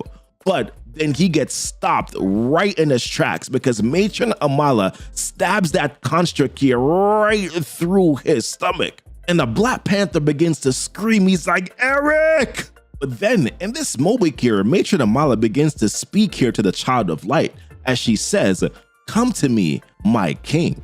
And when we look over here to the child of light, man, this boy has already become a toddler, a young boy. Like, this boy is growing fast. I guess that's what that power of or I guess I should say, that's what that purple lightning was for. So then one of the members here of the Voodoo Khan, well, both of them are picking him up. One of them says, you rise, we are here to protect you. Now, T'Challa here, he's still, attacking Matron Amala here. And what he does is that he then pops his claws and then he drives them through Matron Amala as he says these words to her, as he looks her dead in her face. He's like, you chose the wrong God. But then here, when we look back over to the Child of Light, the other Voodoo Khan begin to try to carry this teenage looking boy now. As one of them says, we have you, Messiah, trust our faith. And in this moment here, Matron Amala says this, she's like, he is here. Wakanda will be their throne. The world is theirs. But then the Black Panther, he's had enough. He's like, where is she? And in that moment, he gets his answer, because here comes this flash of lightning that engulfs Matron Amala. And the goddess doesn't stop there. She completely destroys Matron Amala right on the spot as she says the words, I am here. Now remember here, Killmonger, this dude is not in good shape, right? So then what happens next here is, as he's struggling, we see Boss come over to him and she says, be still, Eric Killmonger, an arcane wound I can heal. So Killmonger's like, what are you? And she responds back, she's like, I am Boss. I am that in which you do not believe, but I am patient. And after she heals him, she says to these three, she says, the child is the gateway. Wakanda is their gold, then the entire world. The three of you are all that stands in their way, but you will have to do more than stand. You will need to fight, and I will teach you how. The child is the gateway. Wakanda is its goal. The world will follow. Now, naturally here, as a mother would, Storm is like, my child is gone. The Voodoo Khan took him. And in response, Killmonger's like, then we got to hunt them down and we got to do it now. But the Black Panther here, he pauses for a second because he's like, if we strike blind, then we play their game. But Boss, she got some more things to say here, because she comes in and she's like, listen to your king. The path is hidden, but not to me. The child is growing, years in moments. The zealots did not take him. He is leading them now. But then this is what really gets the Storm, because Boss continues on by saying, you must not consider him innocent, for he is not. He is not even human. To which Storm is like, what the hell are you talking about? Bro, what are you talking about, man? He is my son. So then T'Challa comes in and is like, what? Come on now, dog. He is not our blood or our soul. That means, to which Storm's like, all right, then go ahead, finish it, T'Challa. But Boss steps in and is like, it means that you must consider him nothing more than a thing meant to destroy you. What could have been your son died in cosmic power. Hate that and use that hate and focus on what is to come. So what we do next here is that we transition over to see the boy and what he's been up to. And right now he got the rest of the Voodoo Khan singing, a throne to the world, a throne to the world. But he wasn't quite pleased with it. So he's like, louder, without doubt, no fear. So they do just that. And he gets that little smirk on his face and he's like, yeah, now I believe you. So then what we see next here is that we transition to see the Sorcerer Supreme, Inan, with the rest of the crew. And she mentions how she can find the boy on the ancestral plane and how that is the way to stop it. But Boss is like, nah, you shouldn't do that. This is unwise. But Inan and her arrogant ass is like, nope, keep my body safe. My spirit has a job to do. And I just want to pause right here in this moment. You know, the Panther goddess Bast, who is on the ancestral plane, has a little bit more knowledge about these things than potentially than you would, you know, Inan, just maybe. And you decide, you know what, I'm going to ignore her anyways and go out and do my own thing. You know what? I don't feel bad for whatever the hell happens next after this. So then Inan, she goes off And then she finds the boy and she's like, ah, there you are, Chaos. And then she goes to dive right in at this dude. But then what happens next here, she was not prepared for whatsoever, because homeboy's like, I see you. So right then and there, right, he opens up his mouth and then he grabs her in the ancestral plane. The next thing that we see here is that we see her physical body. She starts writhing in pain and then she gets launched directly here into the sky. And yo, Boss right here is just so blunt with it, because she's like, your ally is lost. And what we see next here is Inan in the sky, basically disintegrating, like a burning up in flames here. And that's not even the worst of it, because what happens next here is that because of this encounter, the boy was now able, I gotta stop calling him a boy, he's a man at this point. The man, their son, he now knows where Wakanda is.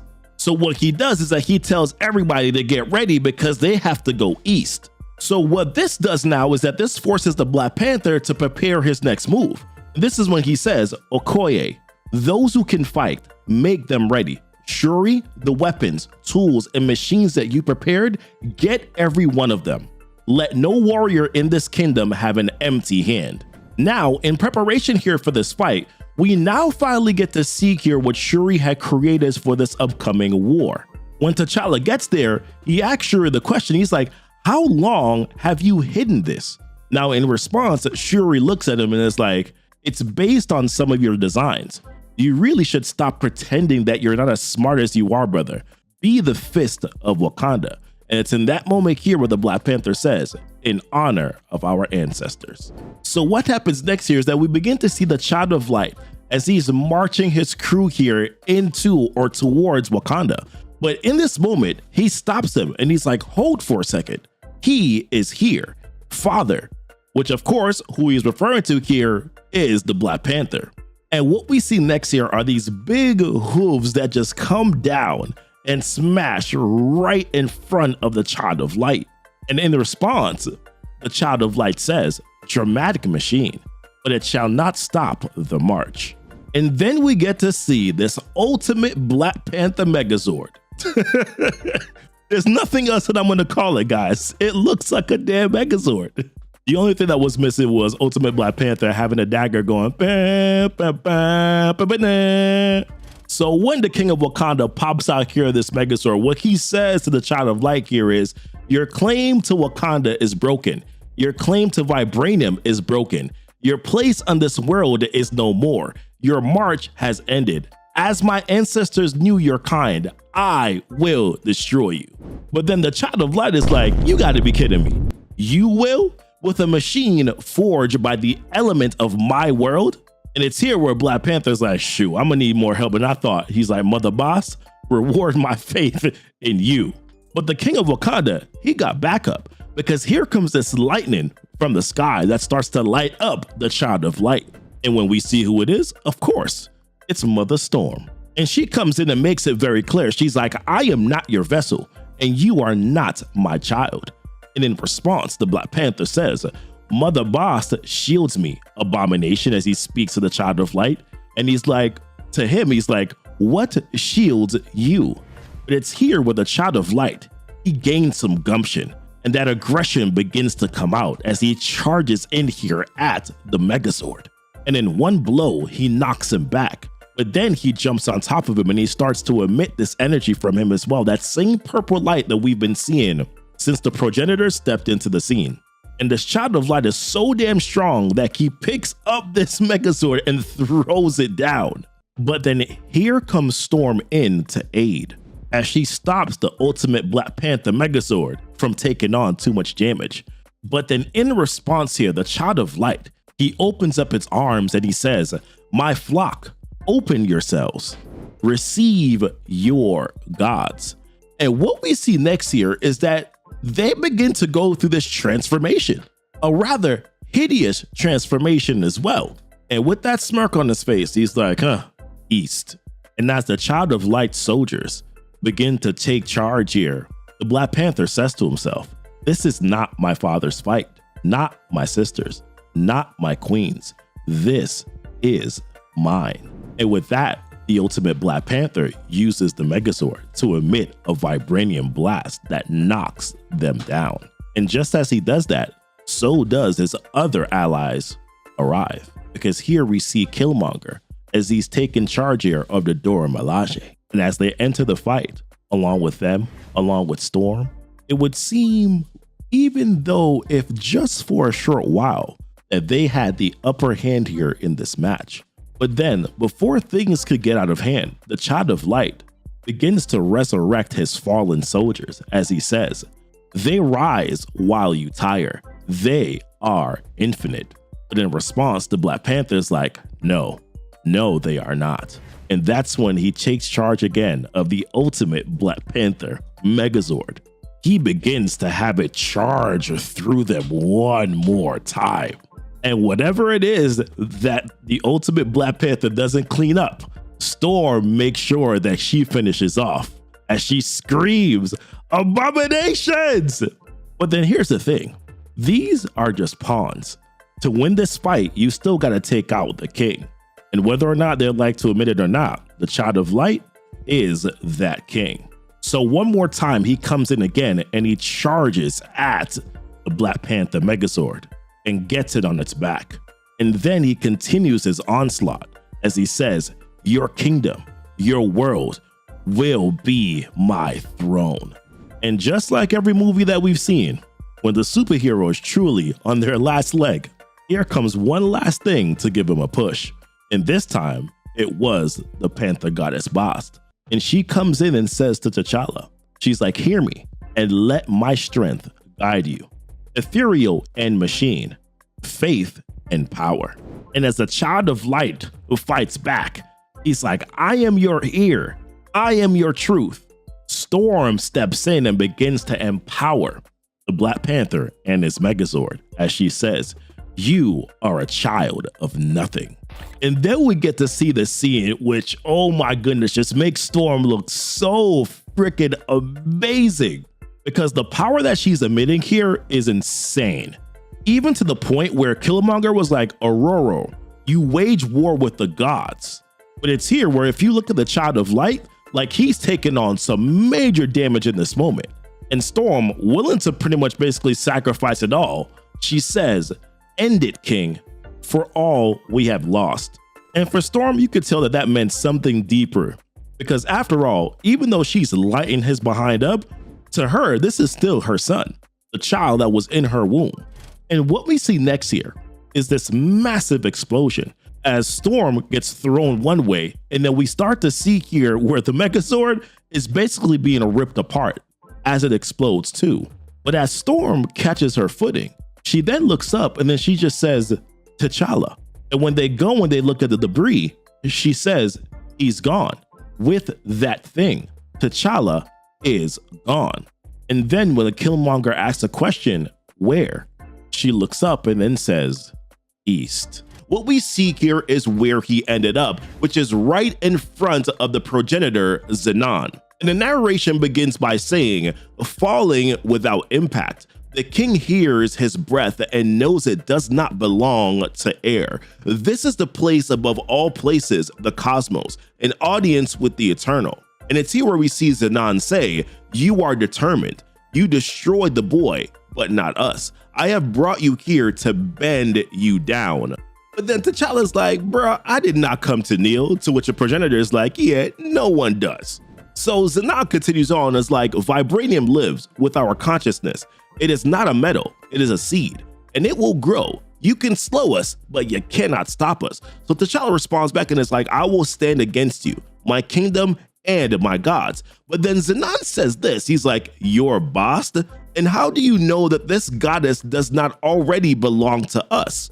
And how do you know that your goddess isn't mastered by us?" So then in response, T'Challa's like, "Because if you had that power, Earth would already be yours. I am here with you, and I am alive, so you need me. Your abomination failed." And of course, he's talking about the son that he and Storm had. "So right now, you need me to be your gateway." So then T'Challa's asking this question. He's like, "Why? Is your world dying? Have you planted your seeds across the galaxy because you needed an exodus?" And if you have a need of me, then in this moment, we are equals. So Zenon is like, you negotiate? Foolishly. To which T'Challa's like, you haven't answered my question. So obviously that agitates him, which then leads T'Challa to be like, all right, fine, yes, I am negotiating. But then things get a little bit more interesting here because there's this voice that begins to speak to T'Challa, but it's not the voice here of Bast. And the voice says, keep him talking, T'Challa, and don't let him know that you can hear me. I am almost with you. Keep it up. And I'm impressed. And it's right then and there here where the progenitor is like, all right, what exactly do you want, T'Challa? So T'Challa says, well, peace through strength. To which the progenitor is like, and what if we don't want peace? And it's here where we see the voice of that person get right behind T'Challa. And T'Challa continues to buy this person time as he's like, Khonshu and Ra failed you. The Voodoo Khan failed you. Your bastard failed you. I think your people and your world that they are withering. I sense fear in you. You're not a god race. You just have time. Ancients, that's all you are. And then he says, colonizers. So as this hand here begins to touch T'Challa's shoulder, remember now the progenitor, Zenon, can't see this. So Zenon continues on and is like, you think that you can stand against us forever, human king? To which T'Challa responds and is like, I don't think you have forever. But then as this person here now grabs T'Challa by both the shoulders, it's here where we begin to see that the progenitor, Zenon, he recognizes that someone else is there. And immediately here, what that person does is that they grab T'Challa out of this astral plane. And then when we see who it is, it's Inan. Now, we thought that Inan was vaporized and killed here in the very last issue. And she's all too impressed here with the simple fact that T'Challa was so cool under pressure and was able to get Zenon here to actually listen to what he had to say. But then T'Challa has a question. He's like, I thought you was dead. So she explains here as the Sorcerer Supreme that she can separate her consciousness here from her mortal form, something that we've seen Doctor Strange here in the 616 universe done before. But then getting to the matter of hand, one of the questions that she asked, she's like, well, I assume that you didn't settle things with the ancient alien godman. To which T'Challa is like, no, but I know what to do. So as we continue on here, what we do see is that T'Challa is starting to prepare the people here of Wakanda. And he begins here to give this speech. He starts off by saying, once, I believed the crown could protect a nation. Now I know only a people can. We have bled, we have erred, we have lived through the arrogance of isolation, and we have learned what our enemies never will. Vibranium does not make us strong. Purpose makes us strong. And as we see him here on this platform giving the speech here to his people, he says, my family, my nation, our ancestors taught us to hide. Our pain taught us to harden. But we were never made for fear or isolation. We are not safe, my people, neither is the world, but we have time to prepare. Today, Wakanda will join the world with our knowledge. And of course, stop me if you've heard this before. But he continues on, with our knowledge and our power, we are no longer a kingdom in isolation. We will not ask the world for permission to lead. We will lead by making the world safer. Power shared is power multiplied. The progenitors will return to test our borders and our souls. Let them. We have learned the shape of their hunger. We have survived kings and colonizers. And I find it all too funny that they got Killmonger and Okoye standing right next to each other right now. But he continues on. He's like, found new brothers as they fight their own wars. When we see drought, we will bring rain. The new Wakandan age has begun. We will send our hands to lift, our minds to teach, our hearts to mend, and we will forgive ourselves for the mistakes that we have made. To our neighbors, we offer alliance without ownership, prosperity without plunder. We are not colonizers. We will master the vibranium in Wakanda. With the same, I will master the vibranium in my blood. Now, in the mid-tier of the speech and preparation, what we see in this moment here is where T'Challa is analyzing that said blood in the system. Now, Okoye mentions how it's woven into him and it's also progressing. Now, as a reminder here, what she's talking about is what the progenitor had placed into him, the living vibranium linked to the progenitors themselves. And it's not just T'Challa, it's also T'Challa's entire bloodline. And speaking of bloodline, by the way, it's here where Okoye mentions this. She's like, I have not forgotten your time with Aurora, which sounds, by the way, very accusatory considering that she pressed up on Killmonger, but let me leave that alone. But she continues on by saying, but I understand. Our marriage is tradition, always has been, but the tradition does have a purpose, T'Challa. Wakanda needs an heir, a real heir. And as they go in for the bomb chicka womp womp, the Black Panther's speech continues on. He's like, let the world tune to us. My father spoke of glory and permanence.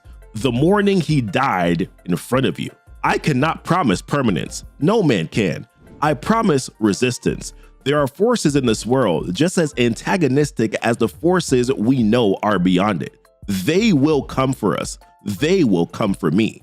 But I will only kneel to the great mysteries that guide me.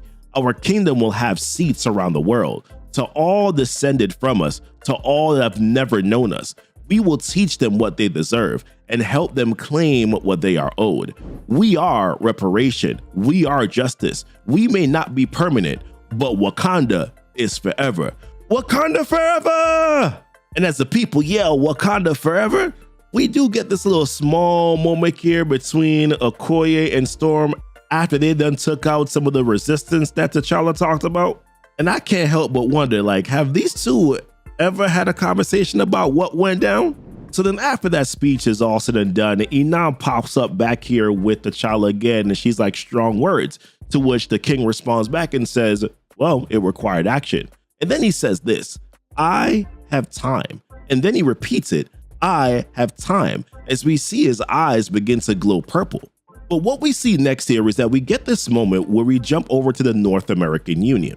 Now, as a reminder here, the North American Union is a new country that replaced the United States, Canada, and Mexico. They all got merged into this one big corporate run nation. And this here is being run by one of the members of the Makers Council, who is Captain Britain.